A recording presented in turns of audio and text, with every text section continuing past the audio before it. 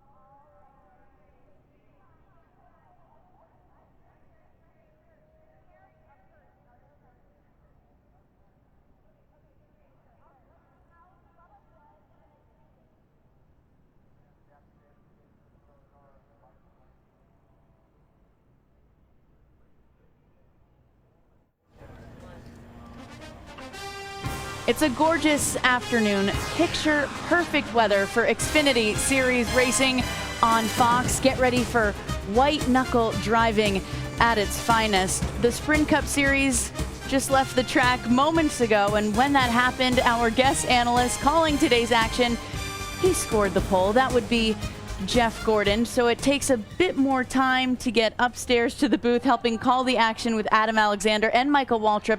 But we have a man of our own in the hotel with a fire suit on, Greg Biffle, filling in for Kenny Wallace, who's racing today, guys. And Greg, we just want to thank you so much for coming by. Good stuff. Yeah, it was. I had a lot of fun talking about this Xfinity race coming up, so it's always fun to be here. Good luck tomorrow. Thank you. Usually it's the three of us tossing to a different trio, guys. Jeff should be there momentarily. Mikey, Adam, hang in there. Hey, I know that Jeff Gordon's won here 6 times, but Michael Waltrip also has a checkered flag here at Talladega, so everything is just fine. You're an expert, right? So tell me, what's going to happen in today's race? Well, first of all, we get to talk about my one win because Mr. 6-time winner isn't here yet. What's going to happen, Adam, is unpredictable. Just think about Bristol. Joey Logano won that race in dominating fashion. He was one of a handful of drivers we thought could win. Denny Hamlin, same story at Richmond.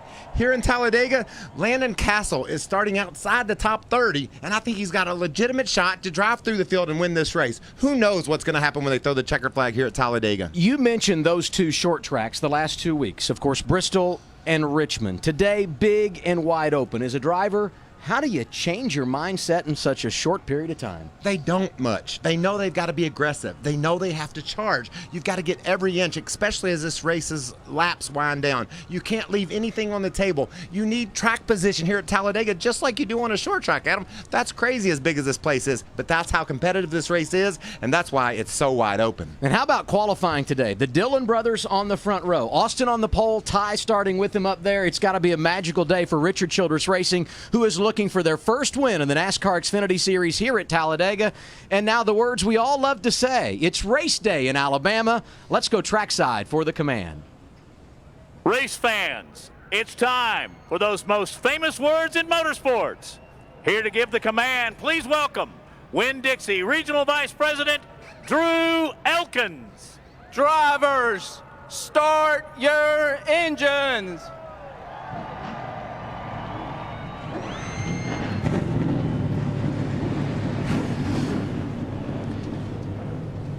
It's just about time to go green at Talladega Super Speedway. 40 NASCAR Xfinity Series cars have come to life. The man that won here 2 years ago, Regan Smith, from the driver's seat, next on Fox.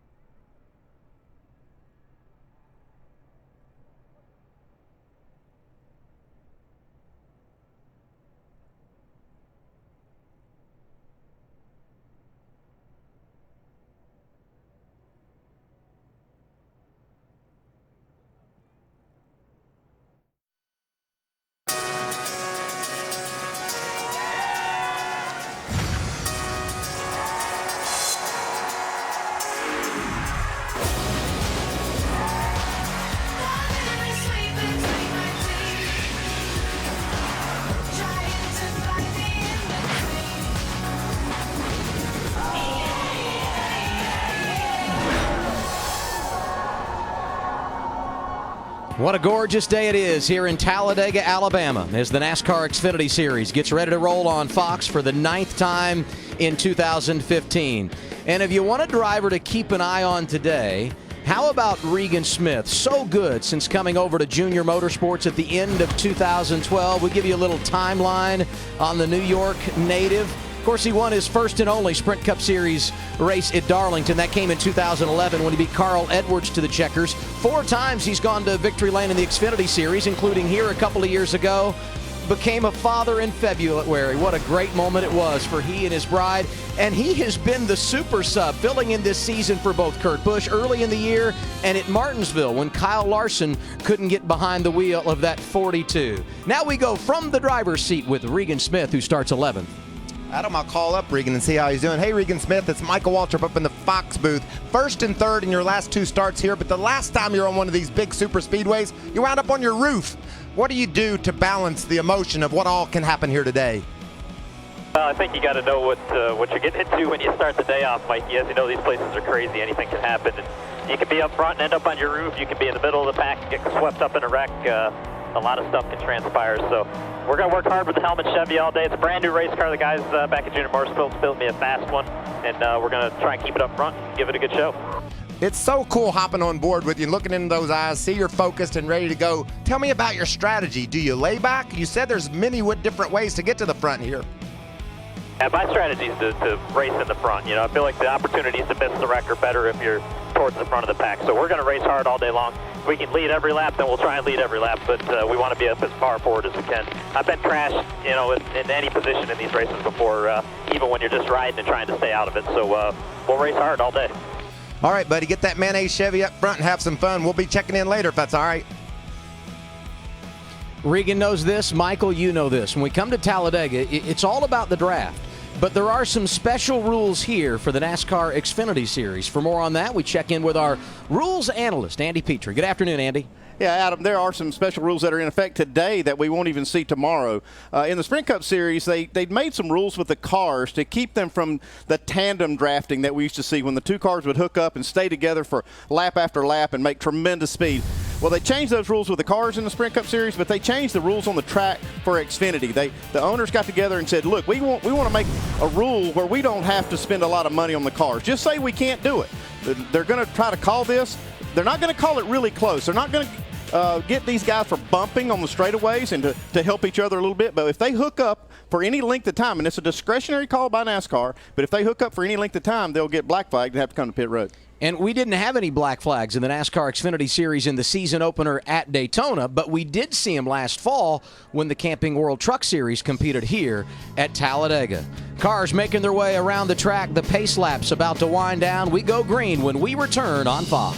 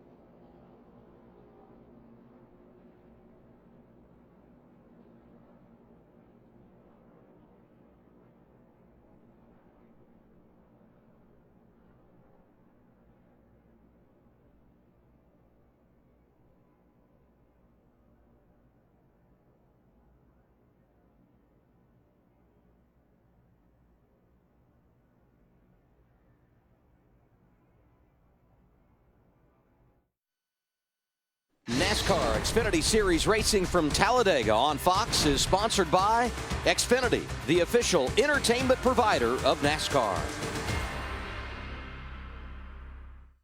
For Super Speedway racing, especially here at Talladega, I've always had a real aggressive approach. You kind of want to get up to the front and think that you're safe, but I guess you're never really safe. 95% of the race, you have to be really patient.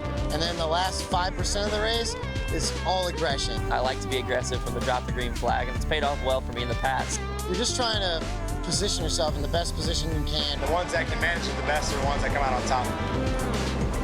Where do you want to be? Final lap, out front, or you want to be chasing the man that has the lead, Michael? I want to be out front with the ball in my hands and want to try to get that thing across that start-finish line. It's a tough task to do as well. We've seen a lot of last lap passes, but Adam, if you're going to win this baby, you've got to be in the first 3 or 4 rows, and that's what we're going to have at the end, is rows of cars lined up trying to get the win. And a couple of guys that qualified up there not going to start their teammates at Joe Gibbs Racing. That would be Boris Said driving the 54 and Eric Jones in the 20. Now we hear from our pit reporters. We start things off with Jamie Little. Jamie, good to have you back.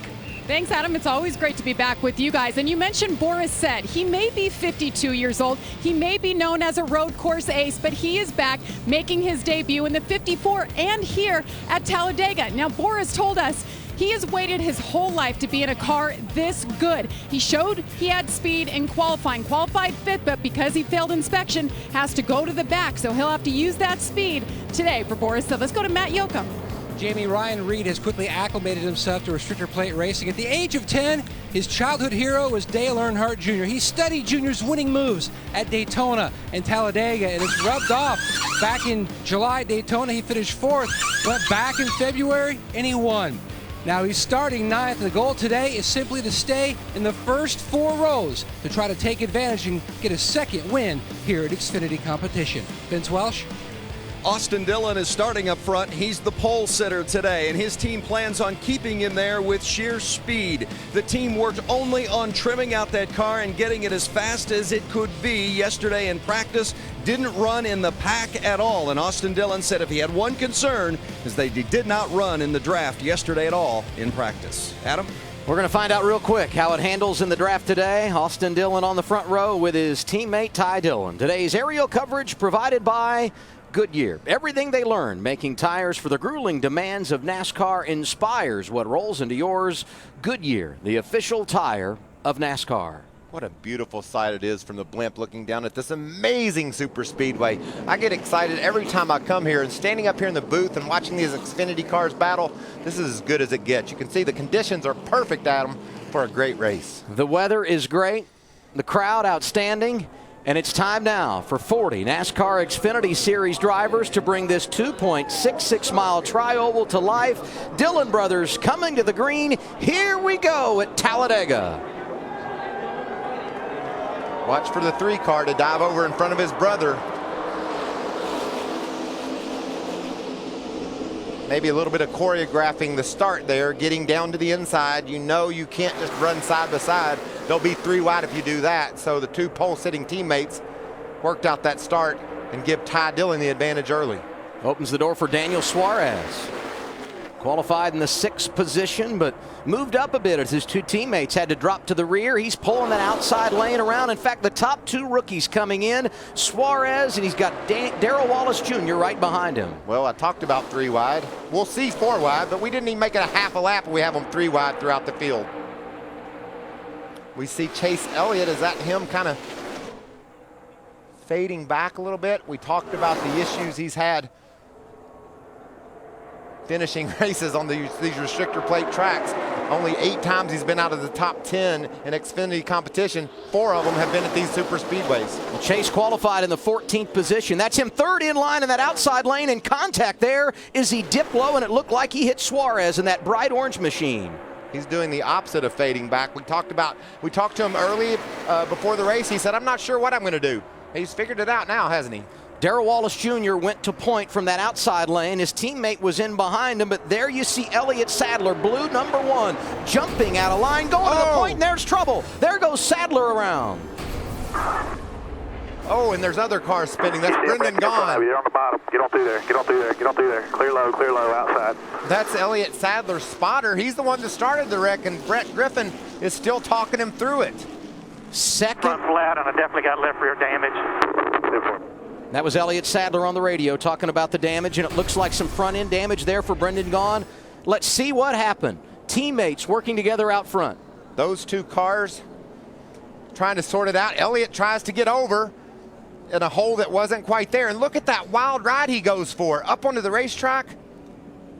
Held onto that car. Can you imagine that? You know, they repaved this place not long ago, and that could be huge dividends for Elliott Sadler. I'm not sure he's able to save it if this place isn't as smooth as it is now. He just thought he had a hole there. I don't know if he got called from up top, the spotter, and saying you're good, but he wasn't good. But wow, what an amazing job Sadler does. He even got through a portion of the grass, which so many times will upset these vehicles. On board with Daniel Suarez.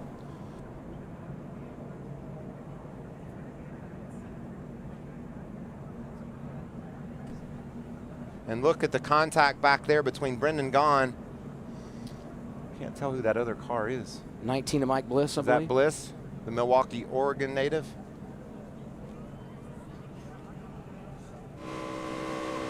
Get a good push and you lost ground. Now they're off. Keep coming, keep coming, keep coming. Keep coming high, keep coming high. Watch that one outside, keep coming though. One outside, bumper, door. Oh. And now you can take a breath, right? Stay up top, stay up top.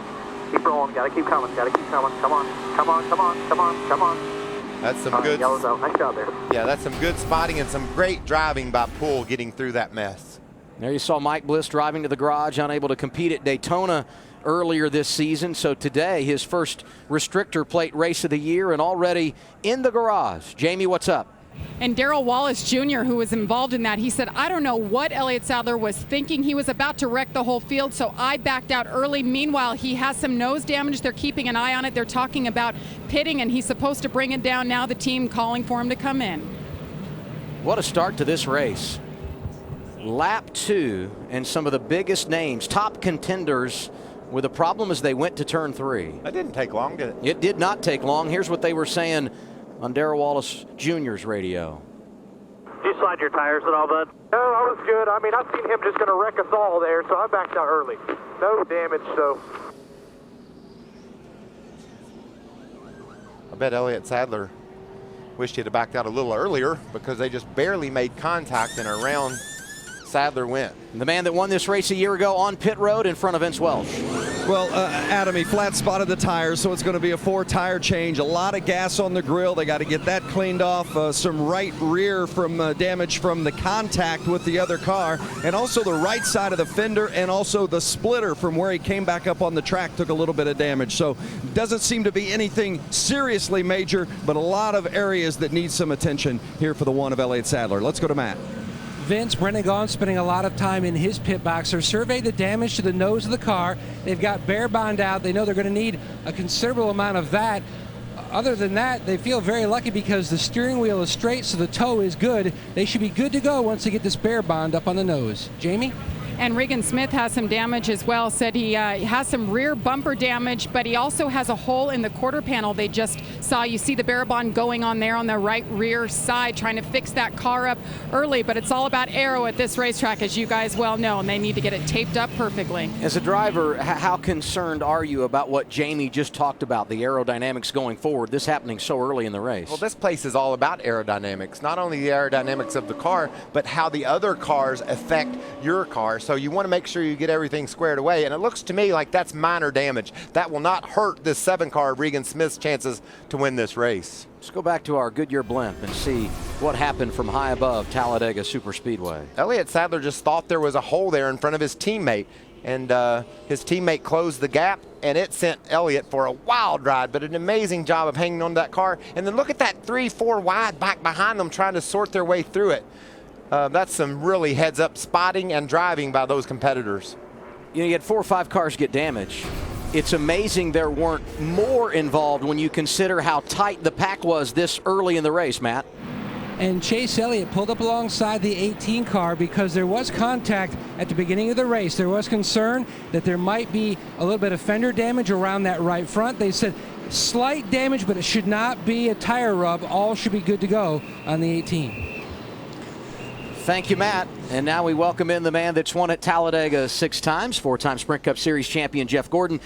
You know, if I had been late, third day of the job, I know what my fate would have been. We understand. Congratulations on your 80th career pole, and we didn't waste any time getting it going out here. No, I hate that I missed that already, but yeah, if I'm going to be late, I better have a good excuse. So I'm pretty excited about being on that pole for tomorrow's race. But wow, I can't believe I already missed all the action. Well, it was a great start to this race, and there was a lot of passing already, which is great. That's going to be fun for us to watch this on TV today. It looked like Elliott Sadler just thought he was going to pull in front of his teammate. The hole wasn't there, and around he went. Yeah, I'd love to hear the radio communication with his spotter to see if he said he was clear.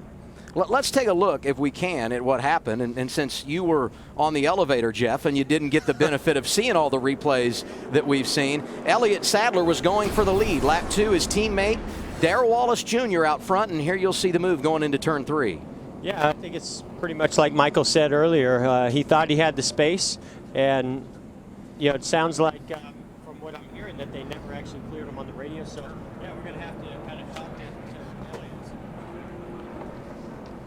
So we had some technical difficulties there with Jeff's mic, but we'll get that all fixed up and continue on. Look at Elliott Sadler diving to the inside. Just felt like there was room there to get in front of Bubba, and there wasn't. When you make a mistake, it's really cool that you've got enough talent to overcome it. And his driving job with that thing out of control at nearly 200 miles an hour was a lot of talent. And here's what I've always loved at Talladega. You can get in the back, and you have many opportunities to work your way to the front. I think about Eric Jones, Boris said, who had to drop to the back at the beginning of this race. And then you look at the other drivers that had problems here. We're going to have a lot of comers and goers, as Larry McReynolds would say, set for the restart as we complete lap 5. And you can see problems early for the 18 of Daniel Suarez. There's right front damage to that 18 car. So, wow. There's a few laps of intense action, and Suarez gets a great start on the outside. Well, and Chris Buescher down on the inside. Actually, you saw the debris on his grill, something we'll keep an eye on as well.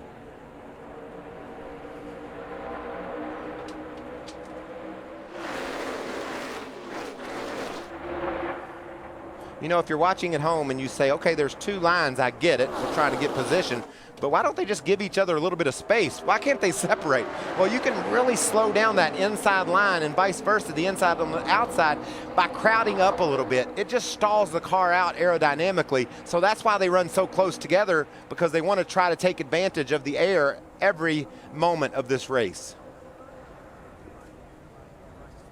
Man that started on the pole, Austin Dillon. Third bottom groove in that 33 machine. His brother Ty, who started on the front row with him, he's second in line in that outside lane behind Daniel Suarez. That's a strong 64 down on the inside. Those guys on the outside bumping and drafting. That's Ty Dillon giving a shot to the back of the car he's following, but they can't do anything with Chris Buescher so far. Looks like the 3 is actually going to go to the inside lane and make it 3 wide on Suarez. A little bit of, you know, it could have been the spotter, but I think that's just some inexperience on Suarez. You've got to block that middle lane at all times. You never want to get to the outside lane. And isn't that crazy, Jeff? We're talking 6 laps into this race. We've got 107 laps to go. We're blocking already. We're taking lanes away from people. That's what you have to do to stay up front, though, huh? Yeah, absolutely, Michael. What I'm seeing these days with the amount of downforce and the type of drafting that we have in the cars today, track position does mean something, and everybody's fighting for it. Yeah, it looks like it's really easy to gain it at times in the race, but if you can get track position, you want to maintain it at all times, and that's why we're seeing so much blocking, so much mirror driving, if you want to call it that, but the spotters have to be on top of every little detail, and that driver, you know, has to do everything right if you're going to win this race. I love that cat that's going to take over your ride next year, Chase Elliott. We talked to him in the pre-race. He said, I'm not smart enough to have a plan for today. They threw the green flag, and he drove from outside the top 10. He's running second, doing an amazing job. The kid was impressive at Richmond in the Cup race last week, continuing that strong run today. Well, I think he's a smart race car driver just in general, and sometimes I think it's better to not have a plan. Sometimes you make a plan and nothing goes to plan, and then you find yourself really sort of getting out of sync in what you really want to do in the race. Sometimes just go instinctive. You know, we were talking about blocking, and you'll see it a lot here at Talladega. You see it at Daytona. Our rules analyst is Andy Petrie. What can you offer there, and what can you get away with, Andy? Well, in this series, Adam, blocking is not illegal. I mean, it can get you in trouble. We've seen it many, many times. But a lot of racing series around the world, it is illegal. But that's one thing that makes this sport a lot of fun. It's not illegal here to block. How about Chris Buescher, qualified in the 12th position?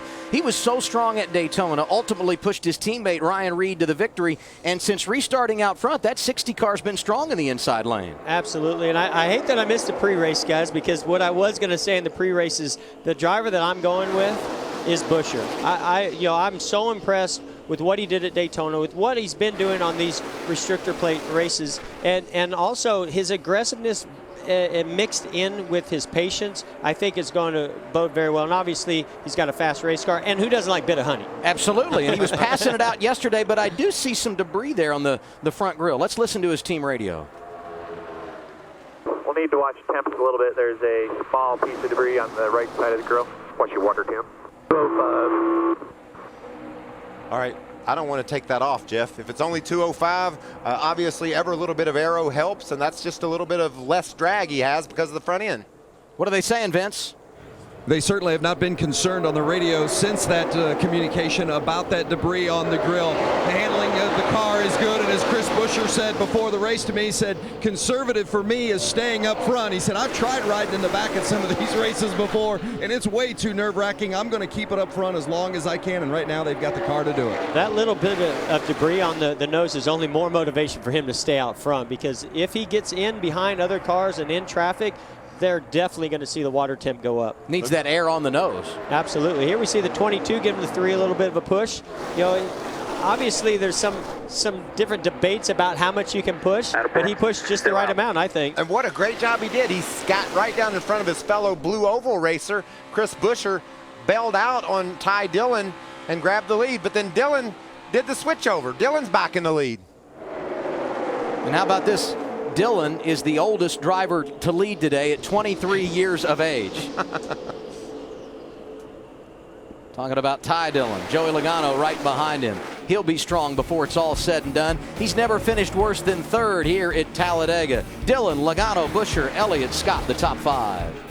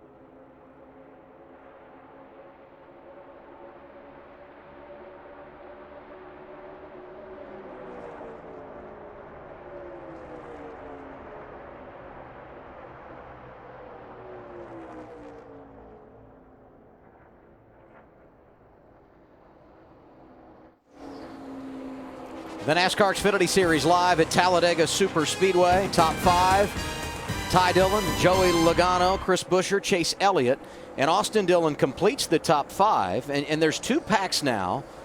The front 10 single file. Last car in line there is Elliott Sadler, who has been on the move since the restart, and then a group that is feeling out the draft. Yeah, don't get too comfortable if you're one of those guys up there in front. I mean, it's nice to break away and get single file and get settled in, but I can tell you that once those that's pack further back recognizes that they're getting single file, they'll start to get organized and they'll come right back to them. I like the looks of that one car of Elliott Sadler, Adam. You talked about him being at the back of that front pack, he has got a lot of car underneath him. I've seen him pull up on Brian Scott. It looks like Sadler's saying, let's go, Brian. He wants Scott to maybe hop up on the outside, and he's going to push him. So watch for Elliott to be the first guy to make that move. And, Jeff, I think he'll make it when that second pack starts getting there. He'll know it'll be time to go. That's exactly what I was going to say. If he's really eager to get up there and make it too wide and work his way back to the front, which it looks like he wants to be, I think he's definitely going to wait. Once this group with the next car behind him catches him, you get this little bit of a burst of speed, and you just want to back up to that car, get a little bit of that momentum, and then take that momentum where it goes and hope that some of those guys in front of you say, hey, I see Elliott coming on the outside. Let's hop up there and see if we can make this work. You guys talk about Elliott Sadler. I shift gears to Chase Elliott, who's fourth right now. Seems the drive's pretty good. Her temp's staying good. Yeah, it gets a little warm, when you're up somebody's rear there for a little while. It gets up to about 240, 245. I haven't seen any hotter than that just yet. If it does, I'll let you know. That's at 190 miles an hour. You talked about him being a cool kid and a calm cat.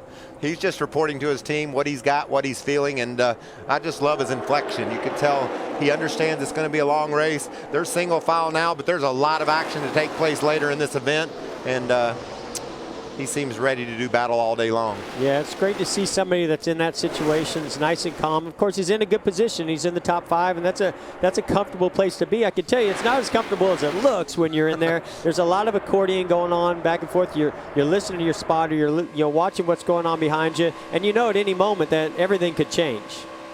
12 cars now in that front group.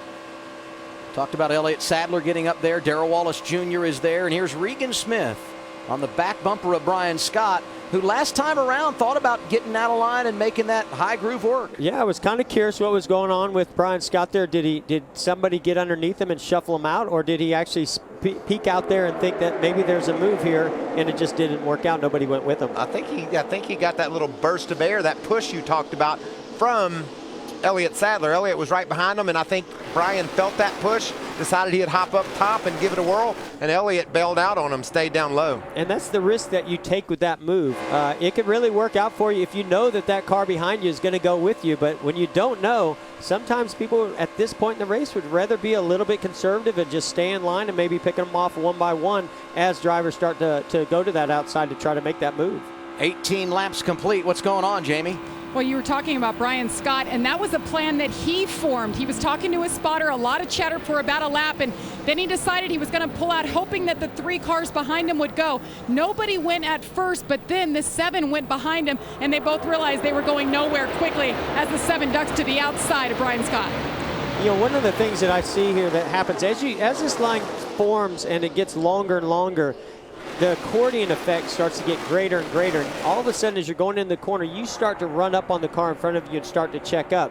And so it really encourages you to think, I can pass this car. I can just hop out. Maybe somebody will go with me, and I'll make a pass. But as you saw right there with the 7, it didn't work out. It didn't work out with the 2 with Brian Scott. So they're definitely going to have to get more of an outside lane form in order to make that move happen.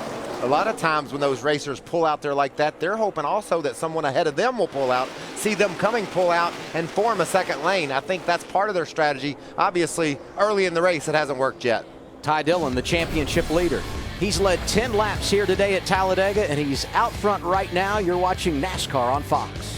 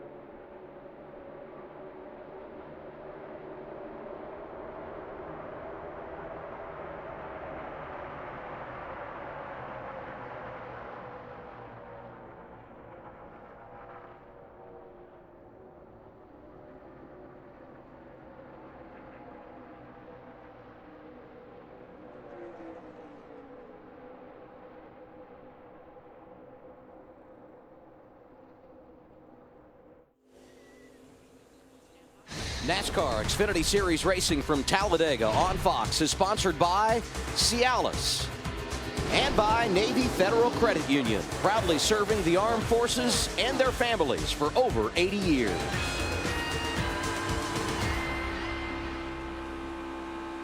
Just completed our 23rd lap for the NASCAR Xfinity Series here at Talladega, and now our Ford EcoBoost Track Facts. 7 of the last 10 races ended here with a green-white checker finish. Could be in store for a little overtime. And you guys know the exhilaration of a last lap pass. Last 6 races here, the guy that took the white flag as the leader did not get the checkered at Talladega. And we're certainly hoping for some more of that today. Absolutely.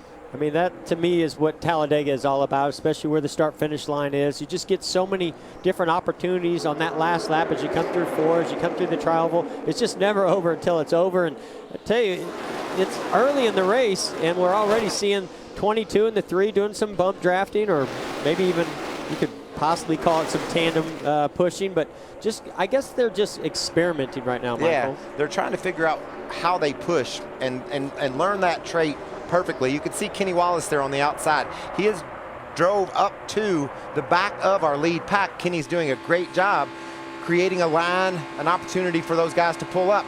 You talked about passing being so hard. That's why when the race gets down to the final stages, people start to push and shove. You've got to make aggressive moves to get anywhere.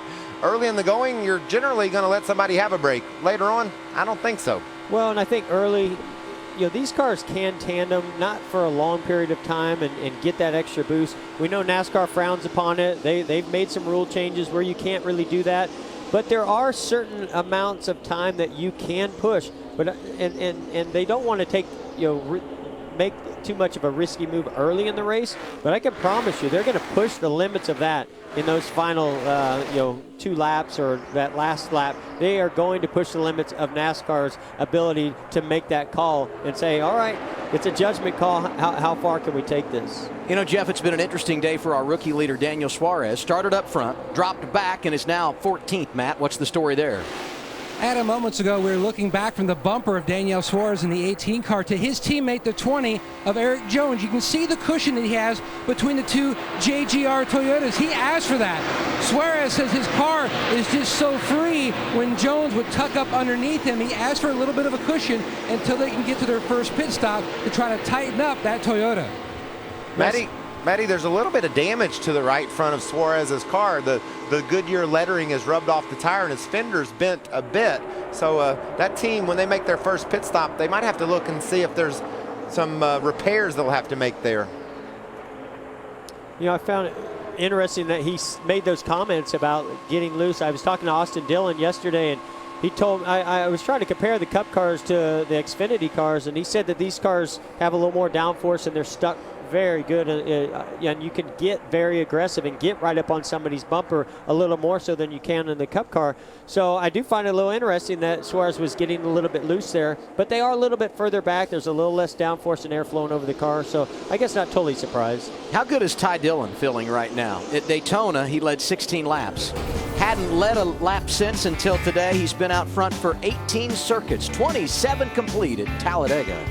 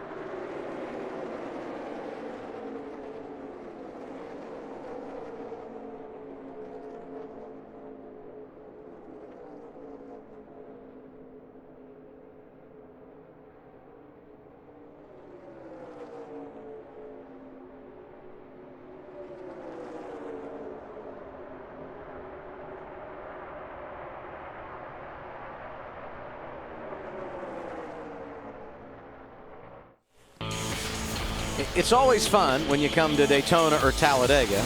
And it's really fun when you're with a guy that understands what it's all about. Jeff Gordon, no stranger to success, won his 80th career pole earlier today here in Alabama. Got 6 wins here, most among active drivers. 12 wins all time when it comes to restrictor plate racing. That is the most ever. And Jeff going to be with us all afternoon for the NASCAR Xfinity Series, racing for the 9th time in 2015. And I'm sure, Jeff, with all of your experience over the years racing at both Daytona and here at Talladega, there were times you felt like a little bit of a punching bag in the draft. Is that right? Oh, absolutely. Let me just say I'm thrilled to be a part of this race up here in the booth because I love watching restrictor plate racing and drafting at Talladega way more than I actually enjoy driving it. It is a white knuckle experience, and we're already seeing some of those white knuckle experiences on the track while we're at break. Yeah, you confirmed how much better it is up here in the booth by watching Bubba Wallace get about wrecked right in the tri-oval, just a bump drafting incident that almost went bad wrong. Brian Scott right behind Wallace. And this is why I really kind of discourage pushing in the corners, because that can happen. And all that was Bubba came off the corner and he's unwinding the steering wheel, and Brian's trying to stay in that right side of his bumper because that's the safe zone. But what it does is it hooked him, and they got working back and forth and almost turned Bubba Wallace out into the outside wall. That was a great save. And when that happens on track, it creates conversation on the radio. We start with Brian Scott's team. Apologize to the 6. I obviously didn't mean to do that. I just trying to give him a good shove. Car just had his jack sideways off the 4 there, that's all. Yeah, imagine that. All right, man, nothing you can do there. Just right back in your rhythm here. To apologize, but obviously take that for what it's worth. Nice deep breath, we'll be fine. Shocking that under these conditions we're seeing a slight difference of opinions on what went on, and we're only, 33 laps into this race, so those types of conversations are definitely going to heat up as we get to this second half of this race. But that's just how easy things can materialize in a hurry and go bad here at Talladega. It looks like they're just riding along, everything's cool. It is not. There's a lot going on. Ryan Reed won at Daytona, the season opener, 8th right now, Matt. And they are 2 to 3 laps away from pitting. His spotter, Joel Edmonds, told him, remember, this place invites you to speed on entry. No penalties. Also, they asked if you have any requests. He said, nope, the car is good. Yeah, that's one thing, Matt, you always have to concentrate on is how do you get on pit road under green? And speaking of that, Larry, we're closing in on the pit window where these guys would have to make some green flag stops. Well, yeah, we've run 34 laps now, and the Sunoco fuel window is about 40 to 44 laps. And this is where I think the crew chiefs will really be talking to the drivers like Daniel Suarez to Eric Phillips about what that car is doing, because you think about a 113-lap race, essentially it is a 2-stop race. So right now, these drivers really have to tell their crew chiefs what's going on, because they'll be on pit road here shortly for green flag stops. And guys, another thing that's going to be critical on these green flag stops is the spotters and the drivers having their head right in the game. Look at this groove they're running, Jeff, off turn 4. That's exactly where you go to pit road from. If someone checks up back in that pack and the guy behind him isn't aware of what he's doing, we'll have a big crash trying to get to pit road. It's amazing to me how every one of these types of races, you always see some incident with cars getting to pit road, running into one another, turning someone else into the outside wall, locking up tires. We practice this a little bit during practice, but for some reason when you're under green flag conditions in a race, you just push it a little bit further and sometimes take it too far. Haven't mentioned Joey Logano much today, but he's running second, and always a threat when you come to Talladega in the Xfinity Series. Click 36 on the racetrack, and then we're going to pit. That's what I want you to tell the 60, and that's what I think the 3 is going to do. 10-4, I've told the 60, and he... Austin Dillon locked him down. Chase Elliott in his pit. Matt? A number of spotters were telling their drivers put a little bit of heat in their brakes. That way they wouldn't lock up, they could stop. They were telling Chase, asked him about the temperatures. He said it's a little bit high in traffic. No adjustments. They just want to pull the tape off the grill. Vince? Well, the 3-car of Ty Dillon pitted from the lead, said it was a little tight and on the splitter trying to get down to pit lane. They make a slight chassis adjustment. No penalties. That was the message from crew chief Danny Stockman. Jamie? Ryan Scott, all the choreography. He was a little worried, but no changes on that car. 4 tire stop, the 2 good, down and away, as well as the 60. Wow, that was close. And he just about collided with Regan Smith coming off pit road, who had to dive down below him, so they didn't make contact. Yeah, that was pretty amazing that nobody made contact there. These tires are really hard here to be durable at this speedway, and it's pretty easy to spin the tires. And we saw where Buescher actually needed to spin the wheels to get out of his box. Ty Dillon, too fast entering. He'll have a pass-through penalty. Here's the 18, Matt. Very close to going over the line. He only has about 7 inches before that would have been a penalty. Significant chassis adjustment. Remember, Suarez said his car was extremely loose, especially in traffic. Vince? The 22 of Joey Logano about a 3/4 tight on exit and getting tighter as they go. So they make a chassis adjustment, 4 tires and air pressure to help free up Joey Logano. Scheduled green flag pit stops underway here at Talladega, and it was eventful. We start exiting pit road on board with Regan Smith, and watch the 60 of Chris Buescher. That was close. That was an aggressive move leaving. The new race leader, as Boris said, he's yet to come to pit road here at Talladega.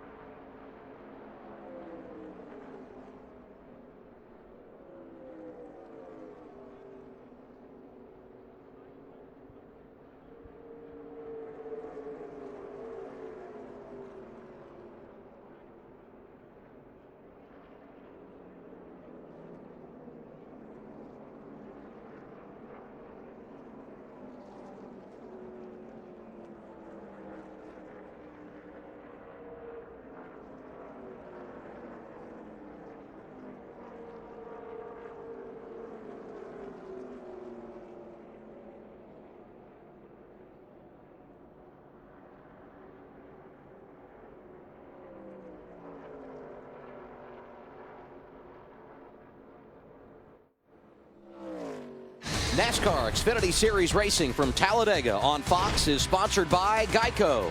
15 minutes could save you 15% or more on car insurance. By Kay Jewelers, every kiss begins with K. And by Chevrolet, find new roads. Under caution for the second time today here at Talladega Superspeedway, and it's out for the man that won the championship a season ago, Chase Elliott. Tough break here. I mean, he was doing such a great job in the top 5. Obviously, a right front, I would say Michael went down. And what gets interesting is they chose to do left side tires under that pit stop, but he locked the right front tire up coming to pit road. As you're going to see here, right at the end, he starts to lock that right front tire up. At that point, if they know they're doing lefts, either Chase or the spotter needs to let the crew chief know that they've locked that right front tire up. It's crucial not to lock it up if you know you're doing lefts, but at the same time, you still have to communicate that, so they could have done rights or 4 tires. Absolutely killed, buddy. Right front was flat spotted. Yeah, I should have put 4 on. My bad. That tells me that maybe Chase did tell him that he locked that right front tire up, because him saying it's a flat spot, I have a feeling in his tone that was communicated to him. Big break for Ty Dillon, who had been caught speeding on pit road. Same for Daniel Suarez, because they can now serve their penalties under caution and stay on the lead lap.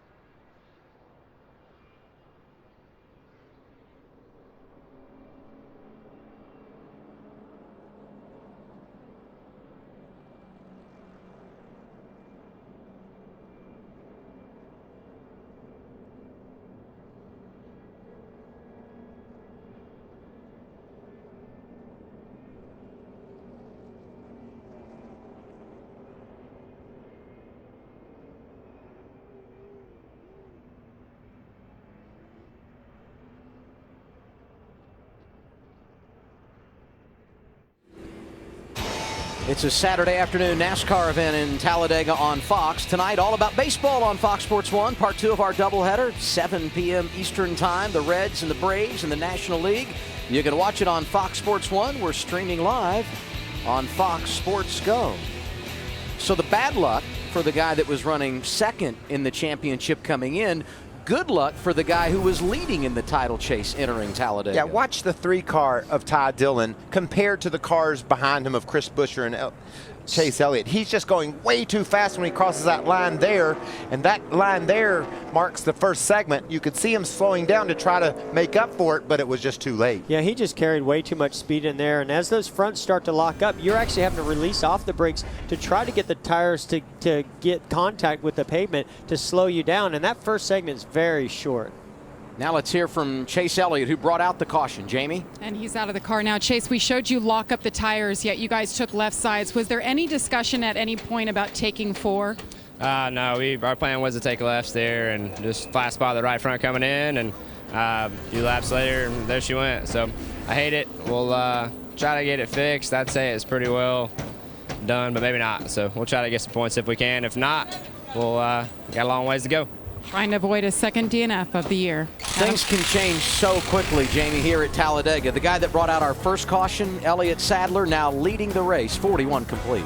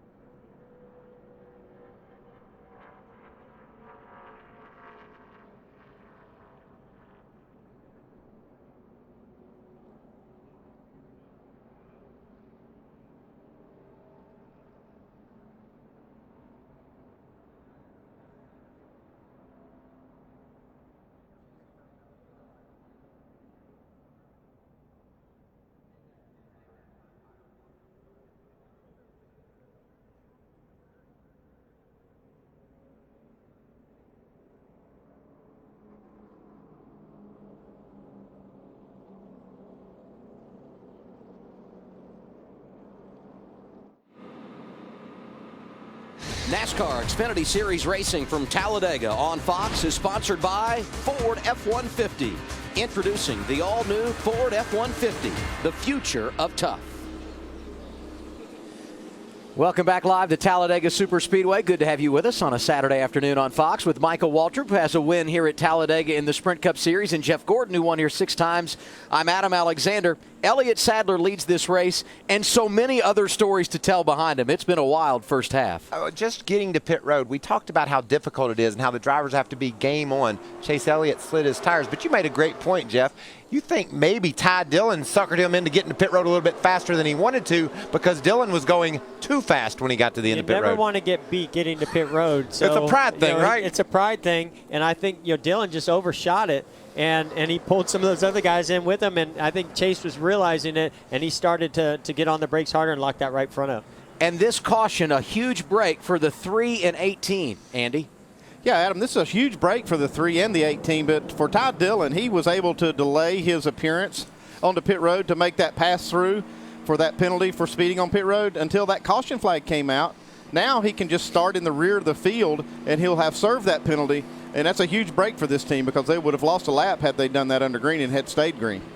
And Andy, they came to pit road, got a little bit of fuel, maybe made a slight adjustment to that 3 car, so they're taking a really tough break and turning it into what could be a bit of an advantage before the day's over.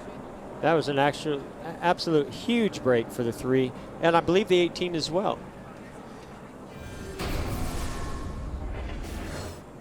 This is Chase Elliott's radio coming to pit road. You're only 7 in. Fun's locked up. You're going to have to do 4, 2, 1, right here. Left side. Wow, they made the call thinking they needed 4, and they overrode it. It's so much chaos going on at that moment. He's only 7 stalls in is what I think the spotter was telling him. And so you just don't have much time to make those calls. And because there's a lot of adrenaline flowing from the driver, the spotter, the crew chief, it's a crucial pit stop. It just seemed like there was a little bit of communication breakdown, and they just couldn't make the call that quickly. The bad news for Ty Dillon, he's 29th. Good news, Vince, he stays on the lead lap. And this is the 3rd time since that penalty that he's come down to top off with gas. They also made a chassis adjustment. And his spotter, Billy O'Day, told him when he was coming in way too hot. And the real kick in the gut in that is that Danny Stockman, the crew chief, had talked to Ty on the lap prior to the pit stop, warning him about that quick entrance onto pit road, how difficult it is. We don't want any penalties. We're pitting from the lead, no speeding, and stop short in the box so we don't get penalized. And that's exactly what happened. Well, he's led 26 laps today, so we know that 3 car is fast. We'll see traffic here when we get the restart. Join millions in building alliances, creating empires, and battling enemies. Game of War. Download and play for free now from the App Store. Real quick, just to kind of close what happened with Austin Dillon coming to pit road there. You practice this, typically in practice you'll do maybe 1 run to pit road. But the difference is that you haven't had 38 laps or 36 laps on the tire, so sometimes that judgment can be off. And that's why I always, that first pit stop, when I know the tires have a lot of heat in them, I'll be a little conservative that first time and try to get my braking points right on hot tires. And that may have been what happened there. Or, you're leading the race and you just want to make sure you get completely clear of the field behind you to keep from getting run over, and he just carried a little bit too much speed. From one RCR driver to another. Matt, what's going on with Brendan Gaughan? Brendan Gaughan restarts 6. Now, his crew chief Shane Wilson told his team after watching the incident with Chase Elliott, if we're pitting under green, we're going to go just 2 tires, but be prepared for 4 just in case we have an issue sliding our tires on entry in a possible flat spot. That way we don't dig ourselves into a big hole. Don't just learn from your own mistakes, learn from others as well. Still have a lot of debris around track under caution here. We'll clean it up, put the green flag in the air. When we return, you're watching the NASCAR Xfinity Series on Fox.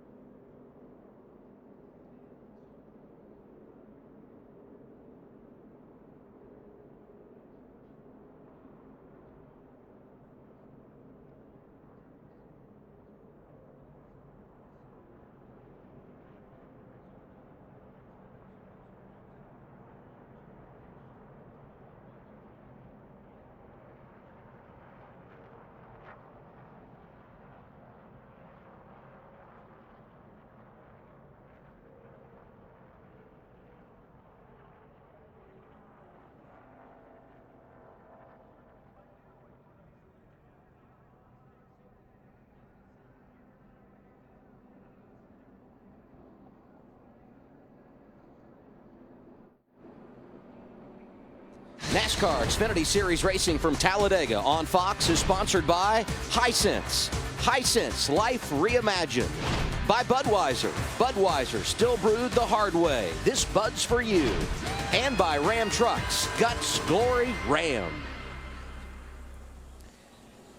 We have cleaned up our second caution of the day for the NASCAR Xfinity Series here at Talladega. Front row going to be Eric Almirola, the outside of race leader Elliott Sadler. Joey Logano, Casey Kane in row 2. Then it's Brian Scott, Brendan Gaughan, row 3. Didn't we see Elliott Sadler in a crash early in this race, and now he's leading? Along with Brendan Gaughan. He was crashed with Mike Bliss in the middle of that Elliott Sadler spin, and he's back in 6th spot now.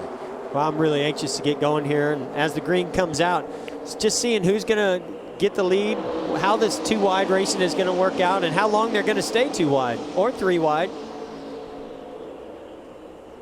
You know, Jeff, you ran in here in a hurry, and we had a spin, and you couldn't really get your legs under you. Had a caution. You got your breath now, so we can bring this baby home. I was worried about you running out of energy after that amazing start we had. But I was going to say, I got off to a rough start, but man, I tell you, there's a lot of adrenaline flowing for me up here. I love watching this. I love what's going through these drivers' minds right now. Of course, you have what's going on with the crew chiefs, and we've already seen that was difficult enough as well. But you know, these drivers have so much to think about. They've got the spotters that are constantly communicating and talking to them. So much to take in at this track. And this is a mentally draining race after this thing's over. You're just exhausted. You can see the accordion effect. Cars bouncing off of one another, back and forth, spreading out 3 wide. That's Ty Dillon, who's gotten aggressive back there trying to get his way to the front. And that was a good shot of what is legal, what is allowed in bump drafting. You cannot stay connected to a car for any period of time at all. You hit a car, you bounce off of them. You hit them, bounce off. It was a great example of Joey Logano doing that on this start. This is a perfect example of what happens when you get shuffled out of the draft with Brendan Gaughan going backwards in a hurry. Change for the lead. There goes Joey Logano. A little push from Brian Scott. Outside lane goes around Elliott Sadler. Put that 22 car on point at Talladega. Well, now it's going to be reversed here for Brian Scott. He was the one pushing Darrell Wallace Jr. earlier. Now he's got a nice push from Eric Almirola, making a nice run here towards the front. Golly, they're just so tight. When you're early in the race and you're side by side like this and you're bumping and pushing, so many things can go wrong. You know, we saw Brendan Gaughan drift back, and I wondered about, is he going back there to help his teammate? Now you see him in behind Ty Dillon working that far outside lane. I think you're absolutely right. How about our Fox reporter Kenny Wallace up there in the middle of that battle, just ahead of those two? A little help from Jeffrey Earnhardt, who is on the lead lap and running strong 49 laps in. Anytime you have an Earnhardt running good at Talladega, that's a great feeling. Brings back some wonderful memories. You know, the fans love it. They're standing up, cheering. You know, now, so when Brendan went back there to, I guess, get his teammate, which was a gutsy move, but we're going to see how this plays out. Now they're 3 wide, back in the middle of the pack, but they certainly seem to be coming to the front. Whew. This is intense right now. You know, if the boss got on that 62 radio and said, Brendan, would you drop back and help the 3? I would think he would oblige, because the boss would be Richard Childress, who just happens to be Ty Dillon's grandfather. You tend to hear the boss when he speaks in that tone, huh? Oh, absolutely. And as much as you don't want to go back there, it also pays huge dividends to be a team player in situations like this, if it all plays out. If it doesn't play out well, it could actually create some turmoil within the organization. So this is going to be very interesting to watch. To me, you know, that's such a tough call, because the last thing you want to do is get in not just mid-pack, but they're even further back than that. And that's where a lot of accidents happen in this race at this point, where we just come off of a restart. We're 2 and 3 wide, and those guys are right in the middle of 3 wide. Anything can happen and take you out of this race. What's going on with that 62, Matt? Well, dropping back to the back may end up paying off for RCR as a team as a whole in the end, but that's not how it started. Brendan Gaughan not pleased with Racer Reed. 16 shot me out of there.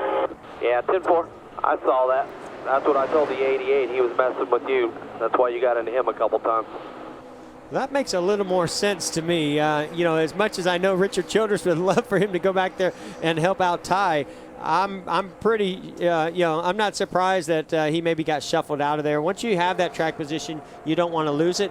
And that just shows you, it sounds to me like, you know, Ryan Reed, young, aggressive driver, being maybe a little bit too aggressive with the front bumper and got Brennan up out of the groove. You can see this view here. We're on top of the car, Jeff. There's a pretty good visibility what's going up 3-4 cars ahead. But down in that race car, how well can you see what's going on ahead of you? If something goes wrong, how much time do you have to react to it? You can't see much at all these days. Look at how big that spoiler is. It's wide, it's tall. You can't even see inside the car. If a driver was to wave his hand for any reason to say slow down or anything, you can't see it. You can barely see the left side where maybe a driver, not me, Michael. Michael's arm comes halfway out the window. He's got such long arms. I've got short arms. I can barely get my fingers out there, but it is so difficult to see any kind of hand movement. And so when a car checks up, it's very difficult to really catch it fast enough to not already be in the wreck. One of the best super speedway racers in the history of NASCAR is Buddy Baker. And my brother used to joke that when Buddy got mad at you, he got his whole body outside of his car to shake his fist at you. And Buddy was a big man when he raced in NASCAR. And those are funny stories. You know, we haven't heard a lot about Casey Kane today, but he looks good right now in that outside lane, Jamie. He sure does. It's his first Xfinity Series race this year. He said, hey, it was an open hole in the schedule, and I like this place, so I'm here. And the car is good. He says it's next to perfect. They didn't make any adjustments on the one and only stop. Started 17th and working his way in this front pack. I think you're going to see Casey be a real factor in this race. I mean, he's just being smart. He's filling out the car. The car obviously has good speed because he made those comments. Right now he's in that outside lane. Boris was a little bit hairy there, so it's not exactly going easy for him, but I do think that Casey will be a factor. If you look at his past history, not only in restrictor plate racing, but in this particular series, and that car is a fast race car. And you know what he's got going for him today? He's driving the 88. When you're behind the wheel of the 88 at Talladega, fans will cheer for you. And he won driving for Junior Motorsports last summer at Daytona.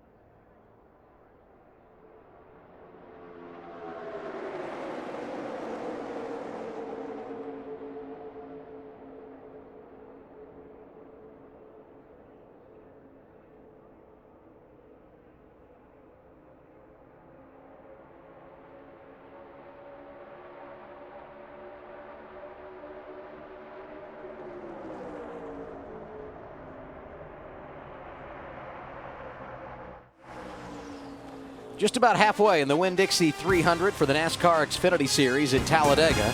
Let's rewind to lap 2. Teammates out front. Elliott Sadler cuts down in front of Darrell Wallace Jr., goes through the grass, saves it up the banking. A few other cars involved, including the 7 of Regan Smith, who got some damage.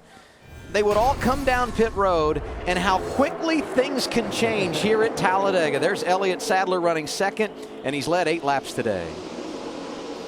Regan Smith up inside the top 5 in that number 7 Chevy, and Brennan gone. He was up in the 6th spot, got shuffled out of line. He's currently riding 21st. He had some pretty good damage to that 62 car, and they've overcome that as well as Bubba Wallace, who's inside the top 10.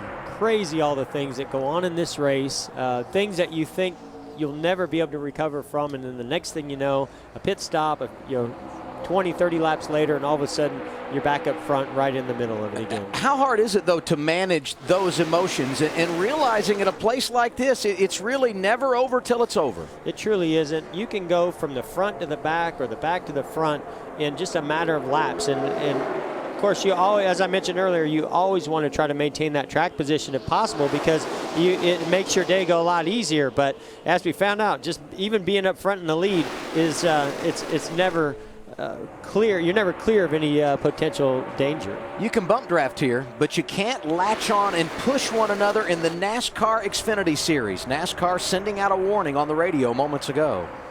Spotter, just a reminder, every driver is off the bumpers.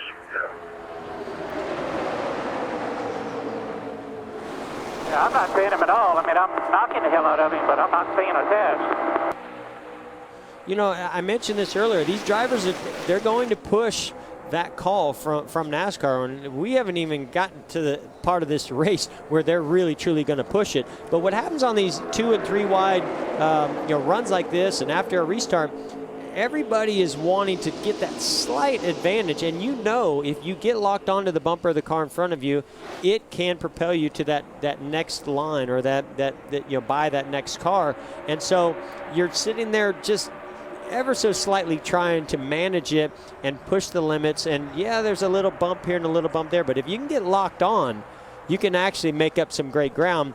And I think NASCAR probably needed to say something. It was not only were some guys pushing the limits, but it was getting pretty rowdy out there, and we saw some cars really getting out of shape.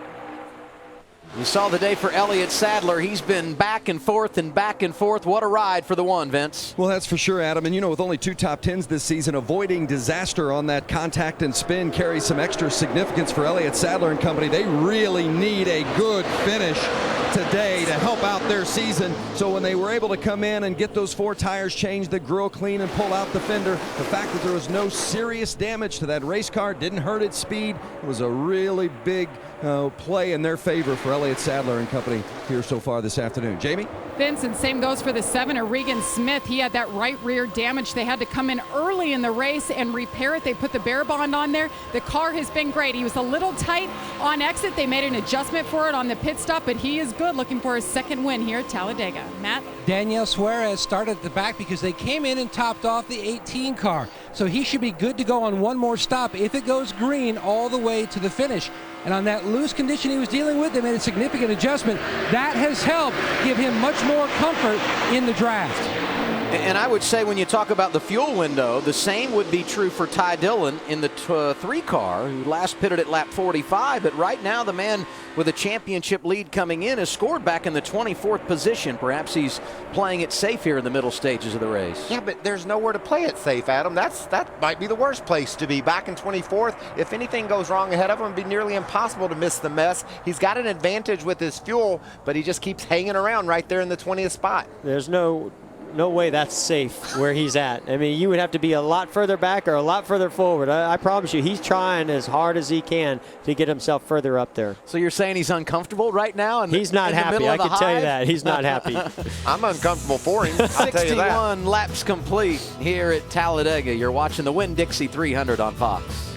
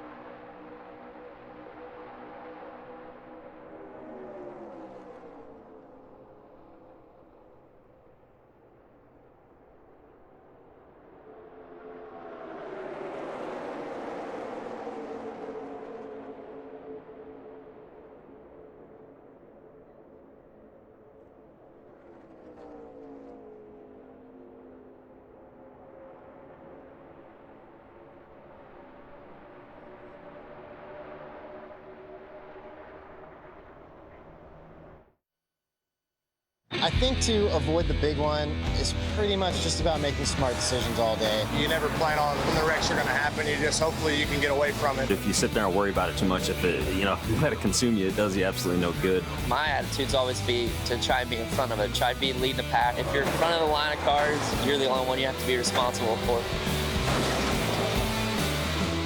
The topic of conversation there, the big one. Are we ready for it? You be the judge. Aerial coverage today provided by Goodyear. Everything they learn making tires for the grueling demands of NASCAR inspires what rolls into yours. Goodyear, the official tire of NASCAR. I give you the mess that could create the big one. How hard is it to avoid it? Oh, it's so hard. I've tried every different type of way to go about it, and I would say over the last 8 years, the type of racing, the aggressive racing, the three-wide racing has just gotten tougher and tougher and tougher, and that's why you start to lose your patience and you start to use the bumper, and that's when the big one occurs. I have two takeaways from that little video there. One was Ty Dillon saying he prefers to be leading the pack. He's currently running in 25th. The other is Brennan Poole saying being smart will keep you out of the big one. And I love his innocence and I love his spirit, but that doesn't work either. Like Jeff said, you try everything you can, and if you're just in the wrong place at the wrong time, there's nothing you can do. There's no doubt about it. You can certainly help your cause if you make good decisions by not being the one that causes it. That doesn't mean you're going to avoid it. Glass half full for Brennan Poole. What about Austin Dillon? Started on the pole, running 5th right now. Yeah, I think the short side of the window is like 72, but if we stretch it a little longer, give us a little something in the kitty for green-white checkers if it gets crazy at the end. I'm good with it. We get within 5 laps of it, just let me know so we're all on the same page. This is some tense time coming off the corner here. Look at those lap cars. We're going to be 4 wide. That's tough at exiting the corner, getting those lap cars. Jeff, you talked about the level of concentration at Talladega. Here's a perfect example of why you leave this place all stressed out. Wow, Daniel Suarez came in leading the rookie points. Barely got through there. Joey Logano out front at Talladega on Fox. No, that's yeah, right.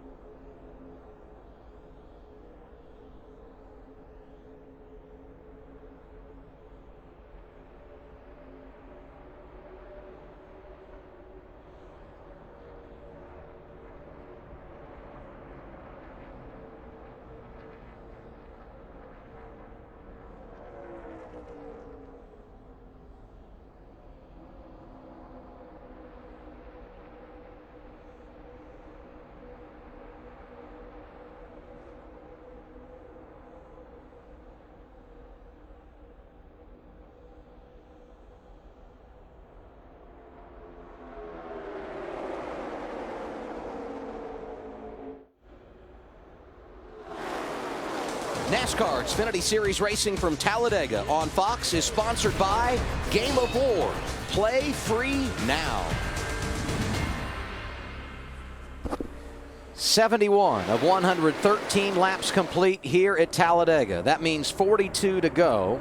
We're getting close to the window to being able to go the distance and getting close to needing to come back down pit road under green. What strategy going to play out here, Larry? Well, Adam, it's interesting because I think you guys have done a good job of documenting Ty Dillon and Daniel Suarez. They can go another 10 to 12 laps. But when I look at all of our leaders right now that pitted anywhere between lap 36 and 38, if they want to make this a one-stop race from here on out, they're going to have to go about to lap 75 or 76. But considering we had 8 cautions under that last caution flag period, I think they'll be able to do that. But they're going to have to go to about 75 or 76 to make it to the end without stopping anymore. And we just completed lap 72, Larry, so the next 3 or 4 laps we could see him on pit road. Top 3 all Fords.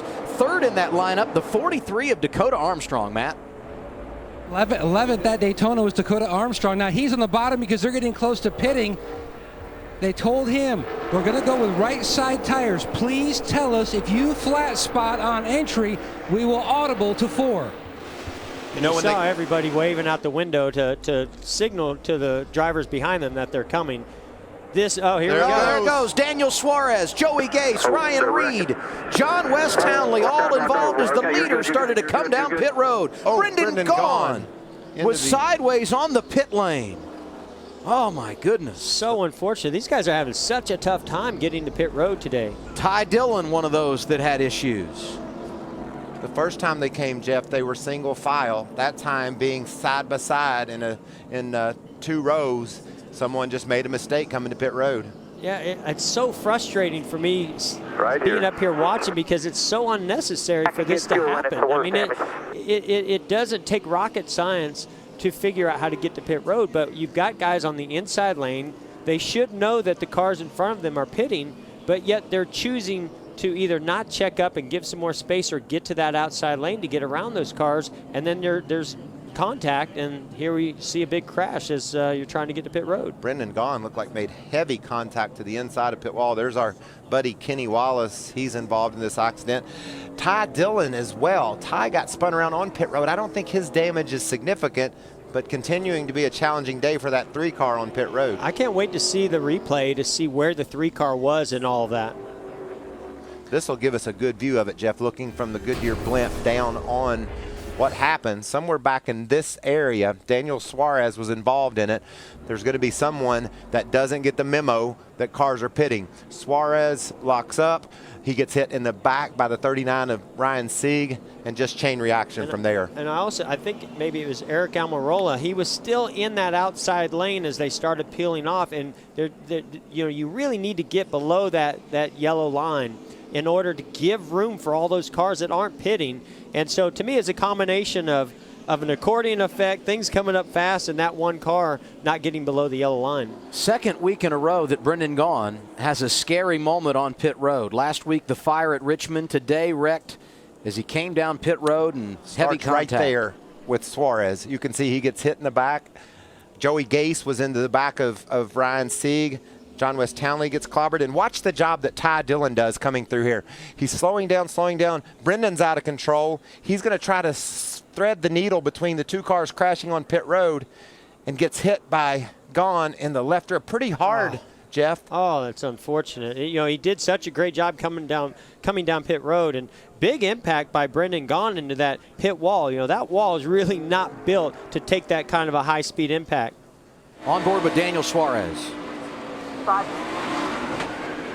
So there was a white car that was up in the middle of the groove. I'm pretty sure that is that not the 98 of Almirola? I'm not sure exactly who that was, but whoever that car was, they just needed to get below the yellow line a little bit sooner. Riding with Daytona winner Ryan Reed. Oh, stay high, hustle.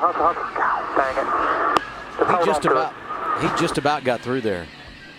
Looks like they turned us around here. They wrecked behind us and got us. The back is killed. Nothing coming at you right now. Let's get to the apron. So many anxious moments in these green flag pit stops. So much going on to try to get to pit road. Brennan gone and hit the wall, came off, made contact with Ty Dillon, who slides to a stop, but some contact there as well on the left rear. He might be all right, Jeff. Didn't look like much. Under caution damage. for the third time today as drivers were coming to pit road to make scheduled green flag pit stops here at Talladega.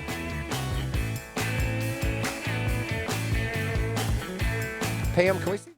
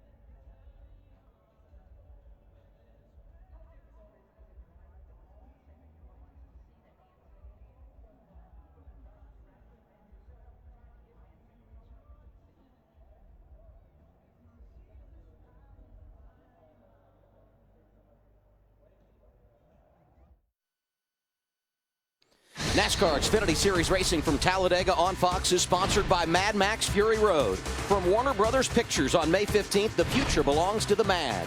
By KFC, the world's best chicken. How do you, KFC? And by AutoZone. For the parts, accessories, and advice you need, get in the zone, AutoZone. One word to describe Talladega Superspeedway racing is wow. Inside the Hollywood Hotel, Danielle Trotta, Larry McReynolds, and wow, what a busy afternoon it's been. In case you're just joining us, let's get you caught up on the highlights. Some brothers sharing the pole. Ty Dillon, a thumbs down to his brother Austin. They'd be racing all afternoon. Elliott Sadler, trouble lap 2. Yeah, lap 2, he tried to go to the inside and clear his teammate, Darrell Wallace Jr. He was not clear. Gathers up Brennan Gaughan as well as Mike Bliss. Lap 36, Ty Dillon speeding down pit road. On a green flag pit stop, but caught a break because the caution came out. But here's Chase Elliott sliding the right front. They made the decision, left side tires only. He's leading the race and blows the right front tire. Then we go green for several more laps, Larry. As you get to the later stages of the race, you know the big one is coming. Well, and who would know the big one comes as we have several leaders coming to pit road. Some drivers didn't get the memo that they were making green flag pit stops, and the best I can count, 12, 13, 14 drivers involved in this crash. The big one coming just moments ago. It was lap 73 of 113 laps. Some trouble for Daniel Suarez there, perhaps starting that, checking up as drivers are coming down pit road. Yeah, some of them had trouble earlier, too. We're going to get you back live to Talladega. More right after this. You're watching us on Fox.